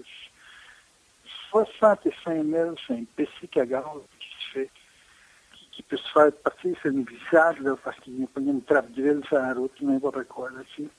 Quand tu connais tous les dangers qui se collent à la moto, là, des petites roches dans le visage, puis même des gros de bits que tu arrives quand tu roules à 100 kilos, tu tapes sur une épaule, tu penses à la clavicule de casser. Tu as payé 65 000 pour vivre ça. Ben, il y en a qui le font, puis il y en a beaucoup. Si tu vas aux États-Unis, tu vas en avoir encore plus. Donc, tu sais, il y a tout le monde faire un monde. Puis en finale, c'est là qu'on trouve ça drôle, c'est qu'ils n'ont pas le choix. Ils vibrent. Ils vibrent, cette folie-là. Là. Peut-être que moi, j'en suis un de ceux-là là, qui voulait être original. Je suis Verseau. Ouais, mais moi aussi, je suis Verseau. C'est peut-être pour ça qu'on se parle aussi. Deux flyers ensemble. Ouais. Ça doit faire un bon show. Alors, on disait tout le temps, on parle pas pour soi, on parle pour les autres. Il y a absolument raison là-dessus, parce qu'en final, quand tu écris un livre, c'est pour être lu, hein. Puis c'est le lecteur qui va te donner ton jugement final. Donc, si dans le jugement final, ben, les gens disent ci, puis ils disent ça, ça n'a pas... C'est toujours la personne qui écoute qui a le dernier mot, en finale. C'est celui qui est dans le silence, là, qui va dire, ah, oui, ce ménage, je l'aime pas, j'aime mieux l'autre, puis j'aime mieux ici. Puis je pense que si on est capable de couvrir à 25 personnes les 360 degrés qu'il y a à couvrir, je pense qu'on va avoir atteint notre objectif sur une base de 100 ans. Parce que moi, je ne me fais pas de division. Quand je vais être mort, l'un et l'autre va continuer. Là. Ouais, c'est Oui, ça. c'est ça. Il y a toujours de la continuité là, de gens. Mais est-ce que éventuellement ce mouvement-là va prendre de l'expansion? Écoute, honnêtement, là, tu me poses la question, je vais dire, j'ai bien de la misère à comprendre que le Christ est parti d'une religion, parce qu'il était juste avec une gang de 12 personnes. Puis je pense que c'est ceux qui ont couru après pour les faire manger par les lions qui lui ont fait le plus de publicité.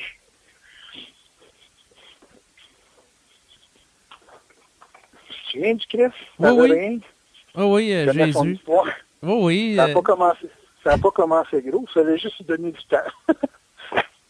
Moi, Ah j'ai ouais. toujours des doutes sur la véracité des écritures de la Bible par rapport à l'histoire d'origine, tu sais. Ben, je dis l'essentiel de son message.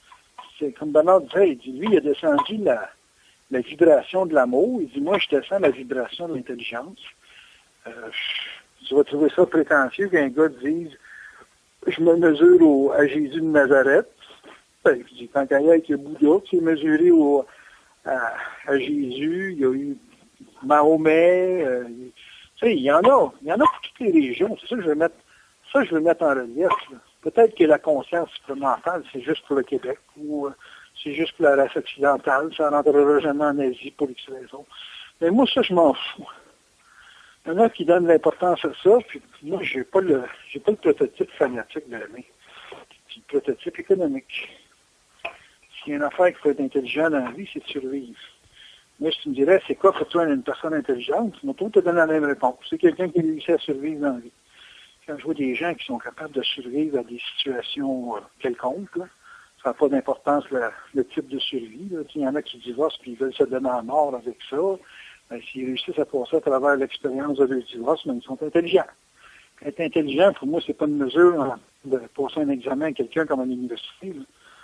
Donc, être intelligent, c'est trouver le moyen de t'adapter à un environnement social pour pouvoir passer à d'autres choses. Puis ça, c'est supporté par les forces parce que pour moi, un individu s'adapte parce qu'il y a des ressources.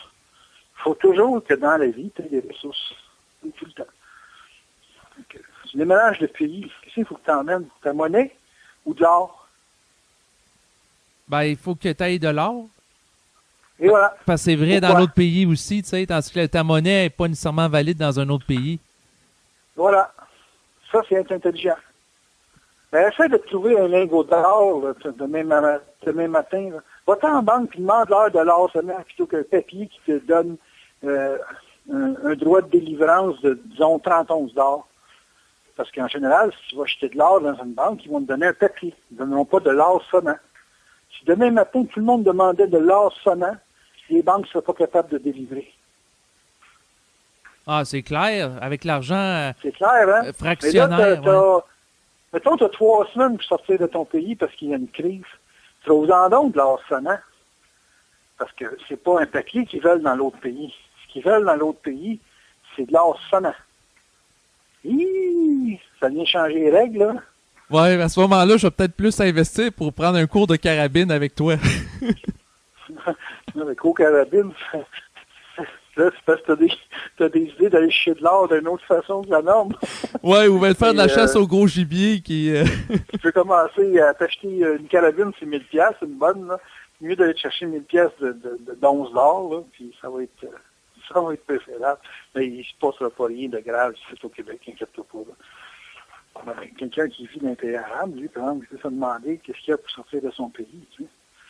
Donc, ça revient tout le temps à avoir des ressources. Tu es aussi libre que tu as des ressources. Tu es aussi libre dans la vie. Moi, demain matin, j'ai plus de ressources finales conscientes. Ça. Je m'en vais me chercher un job je sais pas, de vendeur d'automobile ou de fabricant de pain, n'importe quoi. J'ai assez de contacts pour me replacer demain matin. Mhm. Puis ça aussi, j'ai cultivé ça. J'ai cultivé mes contacts. Pas besoin d'être dans la conscience, cultiver les contacts. Je cultive des contacts qui peuvent éventuellement me faire sortir du trou si je suis mal pris. J'ai des contacts dans tous les domaines possibles. Et j'ai même le choix là. Parce que je me demande pendant tout le temps du plan B. Plan B étant le plan de mort, B de mort. Non, c'est une chose. Il faut toujours avoir un plan B. Quand ça va mal, tu saches comment tu vas t'en sortir. Fait que, s'en sortir, c'est souvent d'être capable d'activer des gens qui vivent dans autre chose que de la conscience. C'est eux autres qui ont vécu, je sais pas, moi, dans les planchers, qui ont vécu dans les boulangeries, qui ont vécu dans toutes sortes de domaines, que ça devient bien intelligent de les avoir là pour avoir un salaire qui va te faire manger, qui va te permettre de t'habiller, de te véhiculer, puis, etc., etc. Là.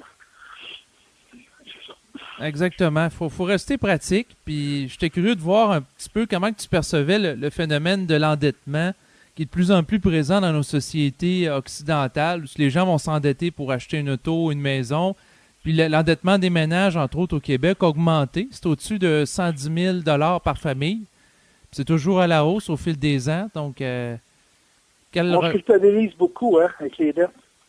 Comment? Hein, on se culpabilise beaucoup avec les dettes. Oui. Oui. Regarde les États-Unis. Ils se sentent coupables, eux autres, d'être endettés comme ça? Le Canada, la Grèce, l'Italie, la France. Il y a quasiment juste les Allemands qui ont de l'air blanc, blanc, blanc. Exact. Tous les pays que je connais, incluant ceux du tiers-monde, qu'on a quasiment forcé à s'endetter pour avoir le contrôle sur la structure politique. Qu'est-ce qu'ils font avec un endettement, les banques? Ils font des papiers commerciaux. Puis ils se vendent ça en banque. Puis à un moment donné, pouf, ça ne marche plus. Puis là, qu'est-ce que tu penses qu'ils vont le sauver à la peau? Les pays. C'est pas les gouvernements aujourd'hui individuels, là, comme le gouvernement de l'Allemagne, de la France, avec Sarkozy ou Obama, qui mènent le show. Ce qui mène le show aujourd'hui, c'est les banques. Sauf pas les banques. Tout le monde tombe pauvre.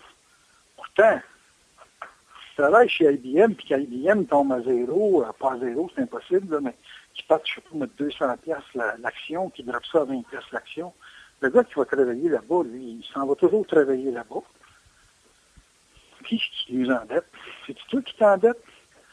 Ou c'est du monde qui te bouscule le cerveau à t'endetter? Ouais. Essaye de prendre un billet d'avion, tu là, sans avoir de carte de crédit, puis tu vaux 250 000 dans ton compte. Et tu vois, c'est pas facile. Même riche, tu es obligé d'avoir une carte de crédit. Exactement. C'est ridicule de se promener avec 10 000 dans ses poches, mais une carte de crédit de 10 000 dans nos poches, on n'a pas peur de ça. Moi, j'ai des cartes de crédit à 15 000. Quand j'ai tout payé, ce carte-là, j'ai 15 000 dans mes poches. Et tu ne mettras jamais 15 000 de papier dans tes poches. Je te l'ai dit, la liberté, c'est connecté aux ressources. Tu as 15 000 dans tes poches, tu peux payer un dépôt sur une auto. Je l'ai vu faire, moi, là, d'un client, à un moment donné. Il a donné 20 000 sur sa carte de crédit. Puis, il y avait un dépôt de la moitié sur son auto.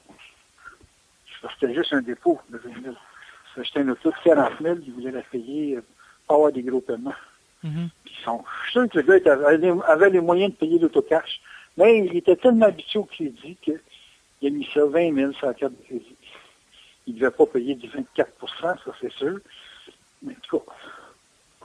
Ou bien son nom, c'était peut-être le concessionnaire qui avait fait une offre style 0% d'intérêt pour les 3 prochaines années. Ah, écoute, c'est une gimmick. Quand tu connais la patente, là, moi, écoute, mon père travaillait dans l'automobile, était vendeur. Tu vas tout payer le prix qu'ils te demandent. Là. Parce qu'ils ont des cotes, eux autres, puis s'ils vendent l'auto à perte, ils vont fermer leurs portes en dedans de 6 mois. Ça veut dire d'avoir un auto dans le cours là, qui dure là pendant 1 mois, 2 mois.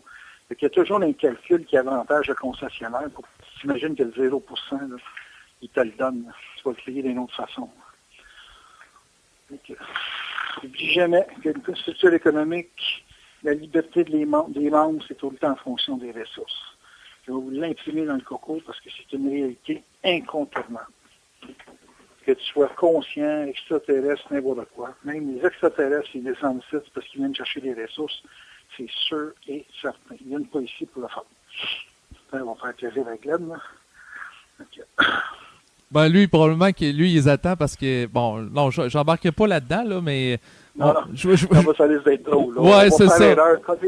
Ouais, c'est ça. Bonjour, on va parler de temps en temps. Là, tu sais, non, ça va donner m'a donné ma version. Puis, je vais même inventer le fait que j'en ai rencontré.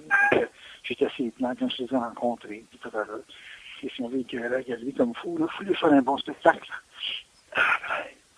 Ouais, ben, on pourra revenir au sujet, tu sais, du fait que dans la vie, comme tu le mentionnes, on n'aurait pas le choix. Ben, à ce moment-là, par exemple, la conjointe que j'ai, l'endroit où que je suis né aussi, ça, c'est déterminé avant la naissance? Oui, parce que si c'est dur où ce que tu es né, tu vas être plus fort en vieillissant. Moi, je reviens tout le temps au fait que la principale loi que j'ai compris de la vie, là, en dehors de c'est pas nous autres qui pensent, puis etc., là, la principale vie, c'est que les forces de contraction sont aussi puissantes que les forces d'expansion. Pour les gens spirituels, j'appelle ça l'intelligence du mal, et capable d'accoter l'intelligence du bien. Mais si je reste à mon langage à moi, c'est des forces de contraction, ce qui équivaut en astrologie à Saturne, et qui est confronté avec l'effet de Jupiter, qui est une planète d'expansion. Ces deux planètes-là se challengent la vie, toute notre vie. C'est l'ultime contraction étant la mort. Puis la mort, si vous êtes astrologue un petit peu, regardez-les quand ça passe avec une quadrature ou une conjonction avec Pluton, puis vous allez savoir à peu près les périodes où vous risquez de mourir. Il y a à peu près 7 à 8 portes, moi j'appelle ça des portes, là, où tu peux mourir. Que si tu ne meurs pas physiquement, mais là, tu peux avoir un divorce, tu peux avoir une faillite ou des affaires comme ça. Okay. Puis l'effet de Saturne, en général, quand il est en aspect négatif avec Pluton, ben là, ça vous sonne les cloches pas mal. Et puis là, actuellement, au niveau astrologique, c'est quoi les influences là, qui sont présentes là, en ce mois de janvier 2012? Peut-être pas en janvier spécifiquement, là, mais présentement, on a un cocktail de planètes que je suis sûr que l'esprit intervient souvent. Là. On a un cocktail de planètes là, qui est vraiment très, très explosif. On a Uranus en bélier, qui est en carré avec Pluton. Un carré est un aspect négatif. Négatif dans le sens qu'il engendre une contraction. Donc, on a Uranus en quadrature avec le Capricorne, Pluton Capricorne. On a Saturne qui est en balance, qui est opposé au bélier, qui est aussi un élément de contraction violent. Et on a Saturne qui est en carré, parce qu'il est en opposition avec Uranus, qui est déjà en carré avec Pluton, donc qui est conséquemment Saturne aussi en carré avec Pluton. C'est des planètes lentes, donc c'est des effets à long terme. Donc c'est des mises en place, je dirais, pratiquement mortelles pour un ensemble de la population. Il y a des éléments déclencheurs comme Mercure et Mars, et même le Soleil dans certains cas, qui peuvent activer ça pour savoir la date exacte où ça devient chaud. Quand tu regardes le parallèle Pluton, plutonium, donc bombe atomique, on a l'Iran qui nous pense au bout du nez. On a Jong-il, là, qui, si le père vient de mourir, ça met les pouvoirs entre les mains du jeune. Mm-hmm. Quand tu es jeune, tu n'es pas mature. Donc, si tu n'es pas mature, tu peux être fendant, tu peux être tout ce que tu peux imaginer qu'un jeune peut faire quand il a le pouvoir dans les mains. Donc, les autres aussi ont de l'atomique. Fait qu'on a l'Iran qui peut nous faire des clowneries, puis l'autre... oui, avec la Corée du Nord, oui, c'est ça.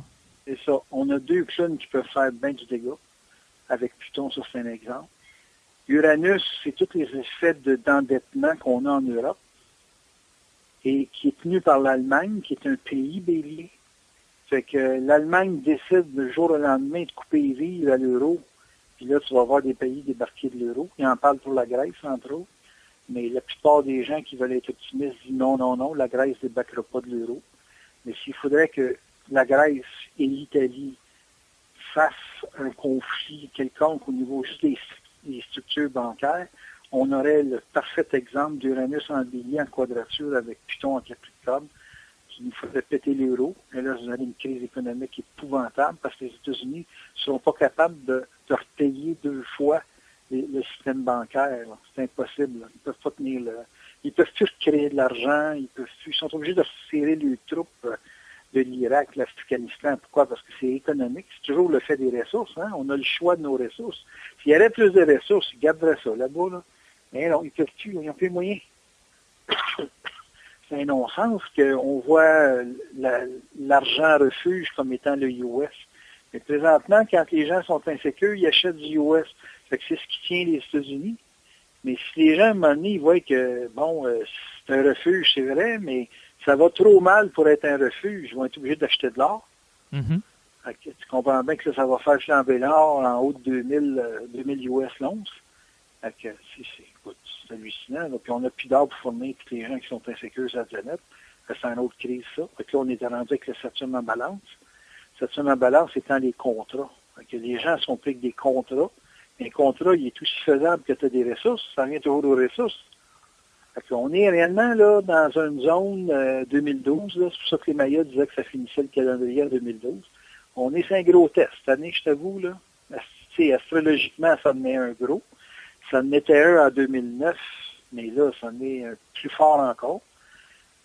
Si on passe à travers ça, là, je te dis, il y a quelque chose qui se passe sur les plans qui nous protège. Parce que avec le comment ça pense l'humain, là, l'appétit du gay, la peur, non, il n'y a pas de chance de s'en sortir. Mais si on passe à travers ça, c'est sûr qu'il y a eu une intervention à quelque part. Ben, au niveau nucléaire, si je me trompe pas, Bernard de Montréal avait déjà dit qu'il y aurait des interventions dans le cas d'une risque d'une guerre atomique là, majeure là, sur la Terre, là, c'est-à-dire qu'il y aurait une intervention de forces extérieures, là, d'extraterrestres là, qui empêcherait là, qu'il y ait une guerre thermonucléaire. Là. Ouais, mais ça peut empêcher la crise économique dans laquelle on est. Là. Ouais, c'est vrai. Puis ça n'empêchera pas une pandémie, je pense pas, moi, là. OK, mais je parlais plus par rapport à la Corée du Nord ou l'Iran si ils voudraient déclencher une guerre nucléaire. Là, je comprends ça. C'est la même chose que quand on a eu la crise du verglas dans la région de Montréal. Tailly l'avait dit, celui qui gérait l'Hydro-Québec à l'époque, il dit 15 minutes de plus, là, puis il dit tout était à terre. Puis il dit on perdait le contrôle. 15 minutes de pluie. Puis la pluie s'est arrêtée juste à temps. Fait que, tu sais, qu'est-ce qui peut contrôler la température pour 10 minutes? Bonne question, hein? On ne le saura jamais. Même la police n'a pas ça dans ses computers. Mais sinon...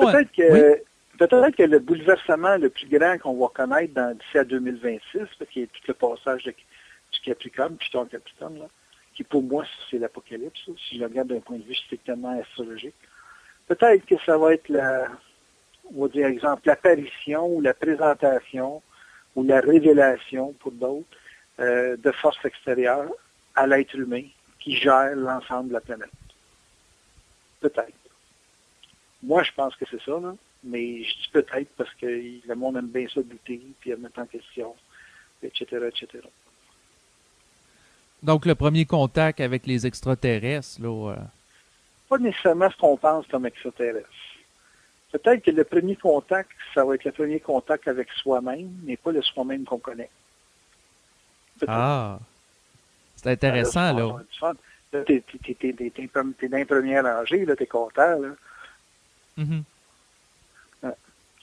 Peut-être. Peut-être qu'il va se passer quelque chose ou qui va vraiment faire la preuve que la pensée humaine s'est manipulée de l'extérieur. Que c'est plus fort que toutes les maisons de marketing sur la planète. Peut-être. Par rapport aux inventions, aux nouvelles technologies, y a-t-il des choses que tu pressens qui vont se développer là, dans les prochaines années à ce niveau-là? Ou, Bon, toute invention vient des forces. Et puis les forces vont permettre des inventions qui vont aller avec la psychologie des peuples qui vont l'utiliser. Fait que si présentement on n'a pas accès à certaines inventions, mais qu'on peut les intuiter, s'ils ne se réalisent pas dans la forme, je pense exemple à l'automobile, s'ils ne se réalisent pas dans la forme, c'est parce que là, les gens n'ont pas la mentalité qui va pour s'exposer à la forme. Ben, beaux auto électriques, mais il faut que tu aies encore là les ressources pour pouvoir installer ça. Tu as des bornes électriques, il faut que tu trouves qu'avec un auto électrique, tu peux accéder au même type de performance qu'on a avec le gaz, l'essence. C'est pas acquis. Fait que, je suis sûr qu'ils ont la science à la planète pour le faire, mais les consommateurs sont pas prêts à passer à ça. Oui, mais en même temps, à mesure que le coût de l'essence augmente dans le temps, Il y a une tension Ouais, qui se crée. jusqu'où, jusqu'où c'est intolérable. Moi, à 2 piastres du litre, euh, je change l'auto. Mais tant que j'ai pas tapé le 2 piastres du litre, celui que j'ai, là, qui fait à peu près une moyenne de 10,2 litres au 100, ça me suffit. Avec le niveau de confort, de performance que j'ai. J'ai un moteur de 250 chevaux là-dedans, puis ça va bien. Ça tire. Me ramasser d'un 4 qui ne tire pas comme ça, je me sentirais handicapé. Là. Moi, il faut qu'il fasse 7 secondes sur 100 kilos. Là. Je veux ça. Mais s'il ne me donne pas un auto électrique qui fait ça, je m'entends rester avec l'essence. Moi, je n'ai pas la mentalité de m'en aller sur l'électrique. Ou peu importe, là, le diesel ou quoi que ce soit. Quand on me dit un diesel peut dropper ça à 5 secondes au 100, là, ça m'intéresse. Ouais, les COD qui le fait. Ah, ça, j'ai pas les moyens. Donc, j'ai pas les ressources. Ça vient tout le temps à les ressources. Fait que t'as pas de ressources pour te payer un auto à gaz. Là, tu vas descendre au diesel, ce qui est le plus intelligent après. Puis, peut-être, tu aller te chercher un hybride. Mais là, l'hybride, ça vaut pas la peine parce qu'il te demande un surplus. Le diesel te demande un surplus. Fait qu'avant que tu aies payé ton surplus qu'on te demande sur l'achat de l'an, ça va te coûter 3 ans avant de récupérer ça. Fait que, tu sais, encore là, c'est quand tu calcules, tu es mieux de rester avec l'essence. Fait que l'essence n'est pas encore assez cher pour pouvoir créer un déséquilibre. Nous autres, 2 piastres du litre, en Europe, ça fait longtemps qu'ils ont ça. Là.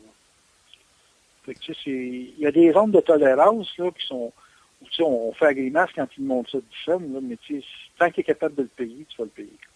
Ouais, c'est ça, ça Ça va n'empêche pas que. Je comprends dans le sens, ça va que l'élasticité de la demande. la demande puis de l'intelligence des gens aussi. Tu sais.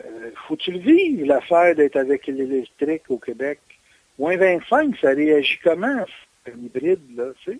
Puis moins 30, puis moins 40, on a déjà connu ça. T'as pas le goût de rester chez vous parce que t'as une batterie qui veut pas partir, là. Si je me promène avec un power pack, moi, là, pour au cas où que j'ai à booster mon auto, ben, tu sais, je l'ai un, là, mais un power pack, pour partir d'une batterie d'hybride ou je sais pas trop quoi, il y a une certaine, tu sais, j'ai-tu le goût de m'informer pour savoir comment, puis c'est ci, puis c'est ça. Tu sais, il y a une adaptation, ça prend des années, ça. Emmener le monde à rentrer ça dans le mécanisme naturel.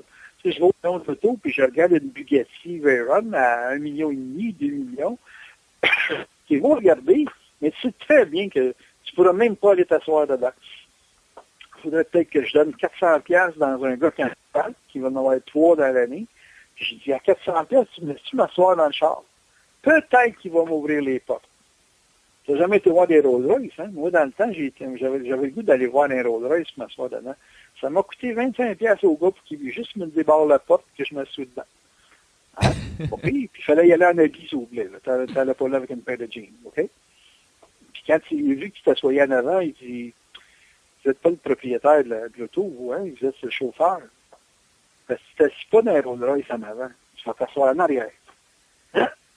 Si tu achètes, fait que, tu sais, je me suis trahi, là. Pourtant, j'avais fait ça comme faux. Je disais que j'étais représentant d'une compagnie. Il a dit, oups, là, lui, c'est pas lui qui va acheter le logement. Il me dit, pourriez-vous sortir, monsieur? Tu sais, pas les ressources, c'est pas les ressources. Puis pas les ressources, des fois, tu sais pas que c'est le protocole. Le protocole, c'était d'aller s'asseoir là derrière. Donald, s'il écoute l'émission, il va dire, ben oui, mais non, qu'est-ce que tu penses? Hein, lui, il est plus dans l'esprit des affaires internationales. C'est ça. Moi, qu'est-ce que tu veux, je vis au Québec, je vais mourir au Québec, puis je reste au Québec. Okay. Oui, exactement. Fait que c'est sûr que l'auto électrique, c'est pas pour demain matin, là. Alors, je souhaite aussi. Malgré qu'il y a un Optima, là, la Kia Optima, là, je trouve que c'est un beau modèle, puis j'hésiterais entre une SX, qui a un moteur turbo, puis un hybride.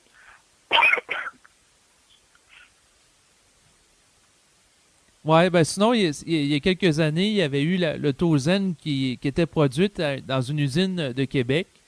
Puis ça a été fermé parce que l'auto Zen, entre autres, ils ne pouvaient pas la commercialiser ici à cause justement de la température. C'est une auto électrique, là, une petite auto électrique, maximum 60 km/h, elle pouvait rouler. Donc, C'est pas à Québec, c'est à Saint-Jérôme, c'est à côté de chez nous. Ça. ouais, c'est ça. Ben, je disais au Québec dans le sens de la province, là. Ah, moi, en fait, je pensais que c'était dans la ville de Québec. Non, non, Parce que non, pas moi, dans la ville de Québec. J'étais Ouais. à 4-5 000 de là. la classe. C'était pas une auto. C'était une auto que je promenais dans des places d'industrie, là, parce que ça n'avait pas une grosse autonomie. C'est pas plus que c'était comme la Leaf, là, la Leaf de Nissan, là, ou la High-Nev de Mitsubishi. Des autos full électriques, mais ça n'a pas de portée, là, tu peux pas aller loin avec ça. C'est des gros cars de golf. Un petit peu plus on va dire, fait pour la route. Là. Moi, j'ai essayé de me détacher du messager, qui est Bernard, puis pour me concentrer sur la suite de l'instruction. En voulant dire, je rends ça plus pratique, parce que c'est dans ma nature, comme je t'ai expliqué, je suis très, très concret là, dans mon approche. Je me sers de la conscience que j'ai écoutée, comme tout le monde, qui était dans les salles. J'essaie de rendre ça sur le plancher des vaches. Comment on traite avec la libération, je suis capable de connaître, je suis capable d'aider les gens à le reconnaître aussi, avoir la différence entre ce qui est astral et ce qui est l'esprit, ces choses-là.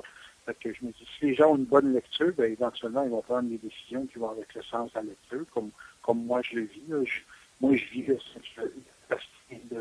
faire la différence entre un mouvement qui a un caractère astral et un autre qui a un mouvement qui est un caractère plus vibratoire de l'esprit. Là. Fait que j'essaie de faire vivre ça aux gens le plus possible. Tandis que Bernard, lui, il descendait des principes. Il ne se passait pas le pompon à savoir ce que les gens vont faire avec. Là. Il faisait simplement descendre. Il ouvrait le robinet, puis il laissait couler l'eau, puis tant mieux si vous êtes capable de mettre un bol en dessous pour en récupérer. Donc, on a deux approches différentes, dans un sens. Et puis, ceux qui veulent avoir un rapport plus direct avec les mouvements de principe de Bernard, puis son type de voix, son type de vocabulaire, bien là, à ce moment-là, il faut absolument avoir les cassettes, c'est pas le choix. Et là, mais dans les cassettes, ouais, ou des CD qu'il a produits, vous allez avoir l'essence même de tout ce que le personnage a descendu sur la planète. Ça ne vous sert à rien de donner de l'importance. J'écoute ça, là, tout le monde essaye de dire, moi, j'étais proche de Bernard, mais oui, c'est pas parce que t'étais proche que t'étais conscient, le bonhomme. Donc, c'est ça. Faut attention à ça, parce que moi, j'étais proche de Bernard, puis j'avais déjà une approche très occulte au moment où je l'ai rencontré. Et puis ça faisait la différence, parce que c'était moi qui posais des questions dans la salle. Mais j'étais quand même juste le gars qui posait des questions dans la salle.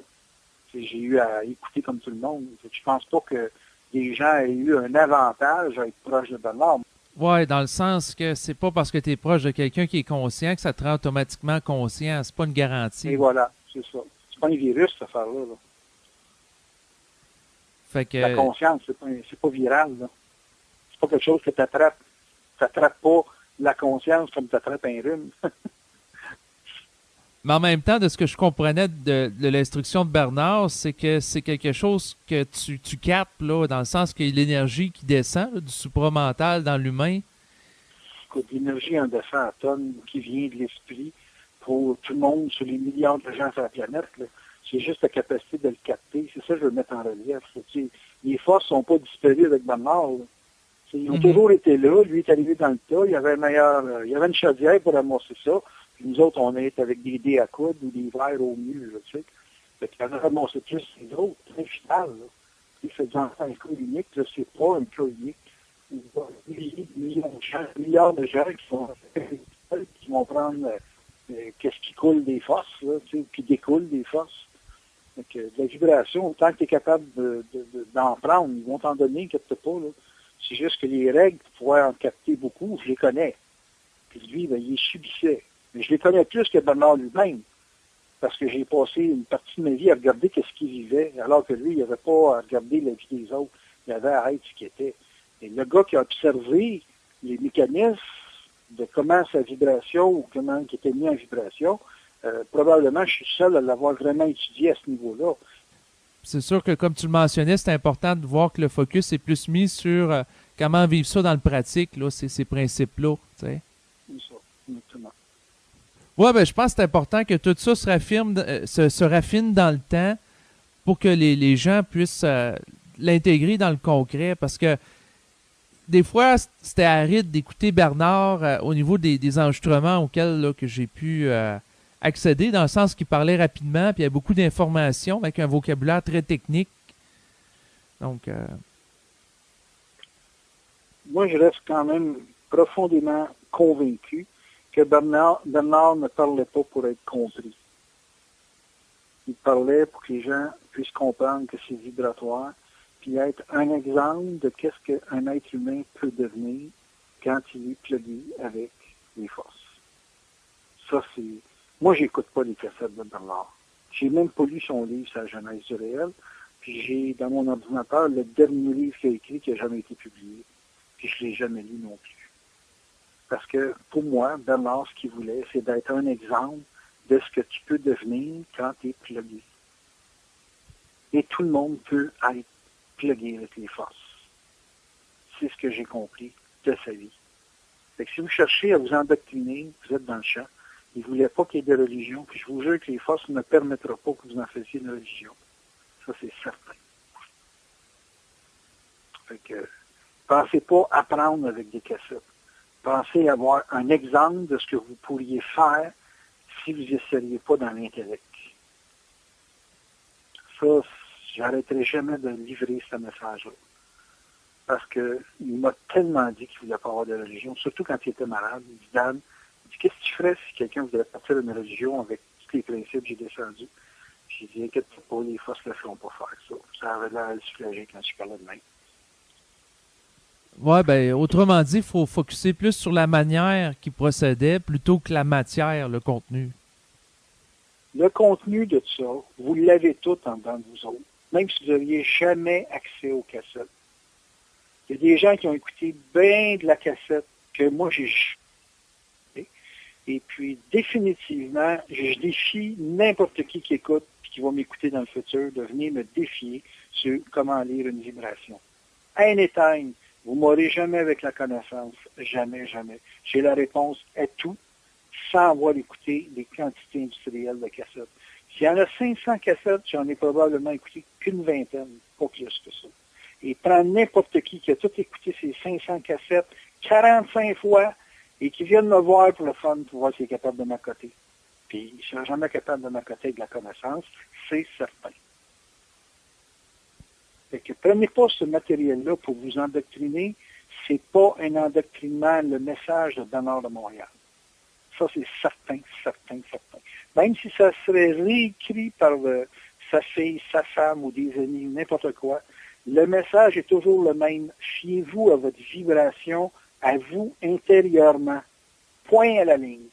C'est ça de la conscience. La conscience, c'est pas un nouveau code universitaire pour apprendre et être, comment je dirais ça, tagué avec un diplôme.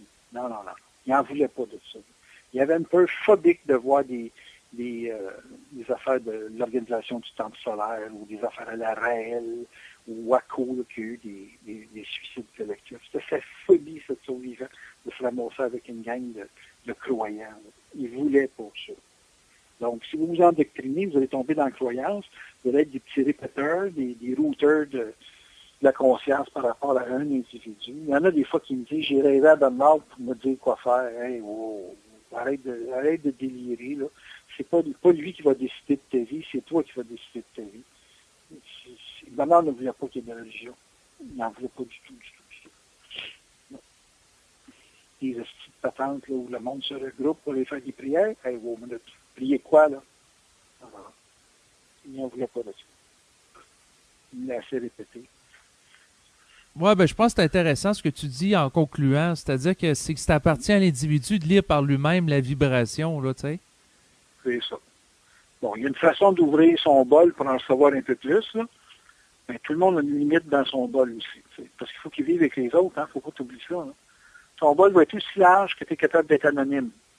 Si tu n'es pas capable d'être anonyme dans une société, puis tu commences à vouloir bulverser ton environnement social en te donnant la mission de propager la parole, là, ben là, tu vas passer. N'oublie pas que les premiers apôtres, ils ont passé par les concours romains, là, tu sais, les lions. Puis, ouais, c'est ça, les jeux du cirque romain. Oui, c'est ça. Moi, ça me tente pas pantoute. Ouais, c'est ça. Moi non plus, ça me tente pas. Non, je peux rien, là. Okay. Non, ben c'est pour ça, en bout de piste, dans le fond, ce que je réalise, c'est que je fais ma petite affaire tranquille avec mes émissions, puis ça sera jamais at large, parce que ça me tente pas de faire le cirque médiatique, là, tu sais. C'est ça. Passe pas à Paul Arcand le matin. Ou passe pas à JE, ça va être encore pire. Où tout le monde en parle. Écoute, ça a marché avec Glenn un bout, là, mais c'est fini, c'est pas là. Le monde se sont royalement déspiritualisés depuis ça. Ouais, puis les gens aussi sont plus désabusés aujourd'hui, tu sais. Des fois, on se demande si le monde n'a pas jeté le bébé avec l'eau du bain, dans le sens qu'ils ont tout rejeté ce qui a trait à l'invisible pour être plus matérialiste. C'est correct. Moi, je trouve ça correct. Parce que de toute façon, c'est à l'invisible à faire ses preuves. On n'a pas à dire, je suis déçu de ne pas avoir vu d'extraterrestres. J'ai un de mes chums qui est arrivé il y a 2 semaines, il conduit des trains. Lui. Puis, tu sais, il voit bien du paysage, hein, parce que quand tu conduis un train, tu te promènes sur des grandes surfaces. Puis il m'a dit qu'il a vu 2 fois des soucoupes volantes. Puis il m'a dit, c'est pas le gars à croire quoi que ce soit. Là. Si tu verrais le gars, tu dirais, lui, il est concret. Puis quand il nous parlait de ça, là, c'est comme s'il se libérait d'un fardeau du secret parce qu'il ne pouvait pas en parler, même avec le gars qui l'accompagnait. Fait qu'ils sont 2 dans un train, puis l'autre gars, il a vu la même chose que lui. Mais il a dit à Alain, il dit, moi, il dit, je veux pas en parler. Fait qu'il dit, j'y crois pas. Mais il dit, je l'ai vu. Mais j'y crois pas. Puis il dit, j'en parlerai jamais. Puis il dit, je suis à ta place, j'en parlerai jamais. Fait que les deux ont fait un pacte comme quoi ils n'en parleraient pas. Puis pour pas passer pour des uluberlus. Mais là, quand Alain Rice, il est venu sur notre site, c'est pas notre site, excuse, sur nos formations. Mais je dis non parce qu'on est une quinzaine qui se réunit. Puis là, il en a parlé. Il y avait là un gars qui n'avait pas été aux toilettes pendant une semaine, puis qui se lâchait lousse. Puis ça lui faisait du bien de pouvoir en parler. Mais même le monde qui on est habitué à ce type de langage-là, tu sais, qui apparaît quand même assez flyé, là, tout le monde n'y croyait pas non plus. Puis il dit, j'espère que vous autres, vous me croyez. Je dis, écoute, Alain, je dis, moi, je te crois parce que je te connais. Tu es un gars qui fait du karaté, t'es ceinture noire, 3e dame, t'es pas un épais, là, on le sait, puis t'es concret comme on peut pas imaginer. J'ai dit, c'est surprenant que tu aies les yeux orbités comme ça, là, puis que tu fasses. On pourrait penser que tu as pris une ligne de coke avant de venir au groupe de formation, tu sais, mais non, je sais que c'est pas ton genre. Parce qu'il dit, ça m'émeut énormément, mais je l'ai pas vu. J'ai dit, moi, dans mon cas, le jour où je vais me faire enlever puis qu'on va avoir des discussions télépathiques, j'ai dit, ça va peut-être me confirmer ce que tu me parles, mais là, pour l'instant, c'est ton expérience. Point final. Puis là, il était relax. Parce que c'est comme, j'ai pas à partir dans le toisage avec ça. Mais 2 fois quand même dans le même mois. C'était drôle. Mais il était drôle aussi de voir la vignette parce que j'avais jamais vu Alain qui est sérieux comme tu peux pas imaginer. Tu sais, c'est un ceinture noire, 3e dan. Imagine-toi le niveau de concentration que ces gars-là ont dans la vie courante, puis il faut qu'ils conduisent des trains en plus. C'était drôle. Ouais, ben, il a dû être déstabilisé, là, comme tu le mentionnes. Là, ouais. Il dit que se coupe, c'était gros comme un terrain de football. Puis c'était toutes des grosses lumières qui tournaient autour d'eux autres. Puis ça se déplaçait à une vitesse épouvantable. Ben, tu sais, un terrain de football qui se déplace dans les airs, là, au-dessus de ton train, là, ça doit donner un choc. Exactement. Fait que, mais je crois à rien pareil. Tu sais, je sais pas si tu comprends ce que je veux dire. Je l'ai pas vécu, ça fait pas partie de ma vie, fait que j'en fais pas promotion. J'en parle comme ça parce que ça m'a réellement amusé, mais j'y crois pas.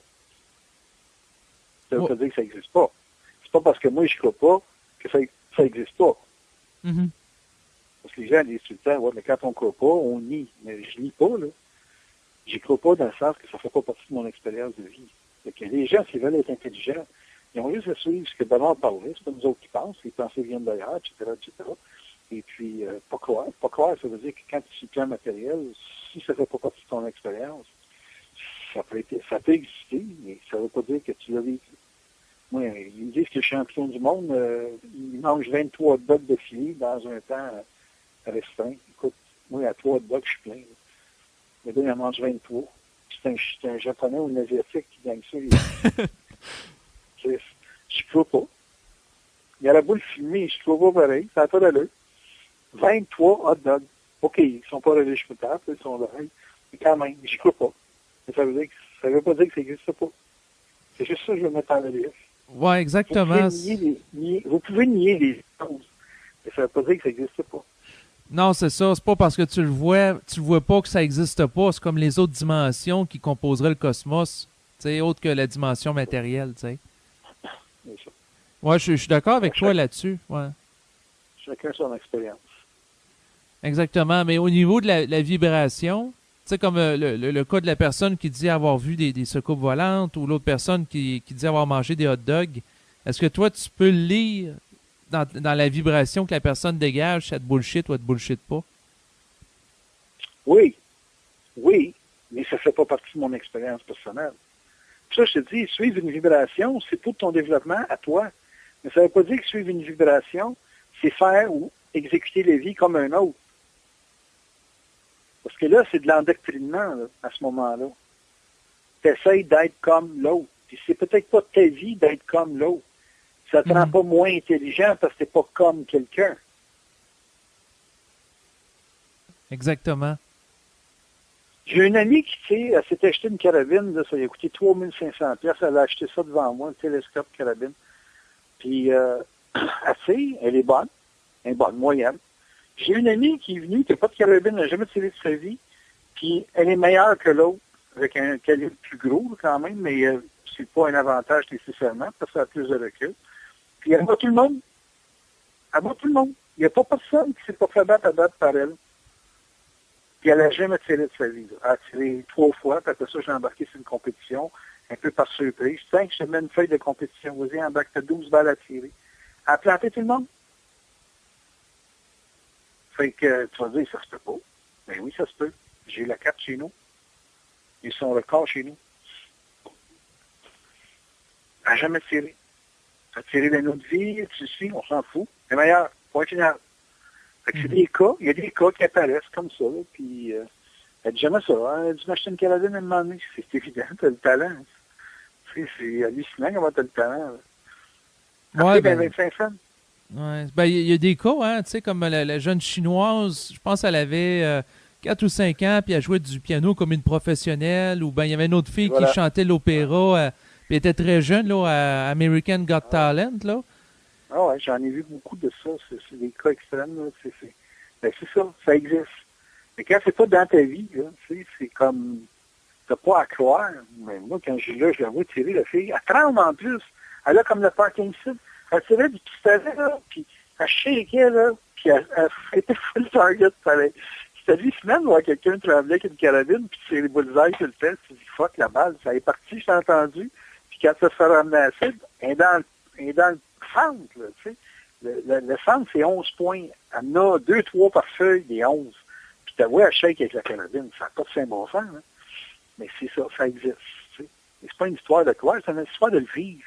Moi, je pense que les gens seraient délivrés de l'affaire de ne pas croire s'ils comprenaient que dans leur vie, ils peuvent être aussi réels qu'ils le vivent.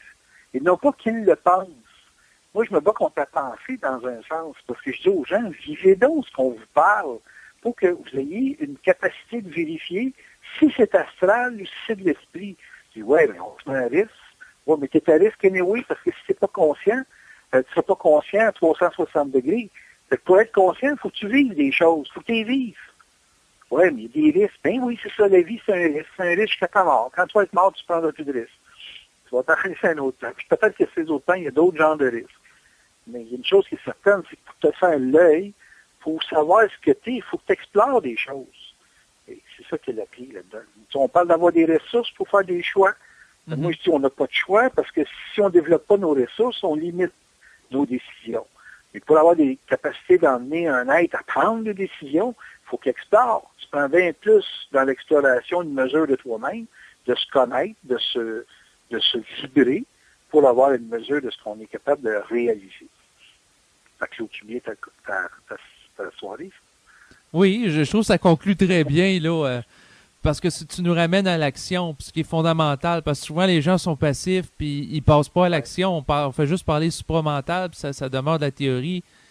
Et ça a été le cas que j'en ai parlé avec plein de monde, puis je veux dire, c'est important de ramener ça sur quelque chose de pratique pour pas que ça soit juste théorique. Oui, c'est ça.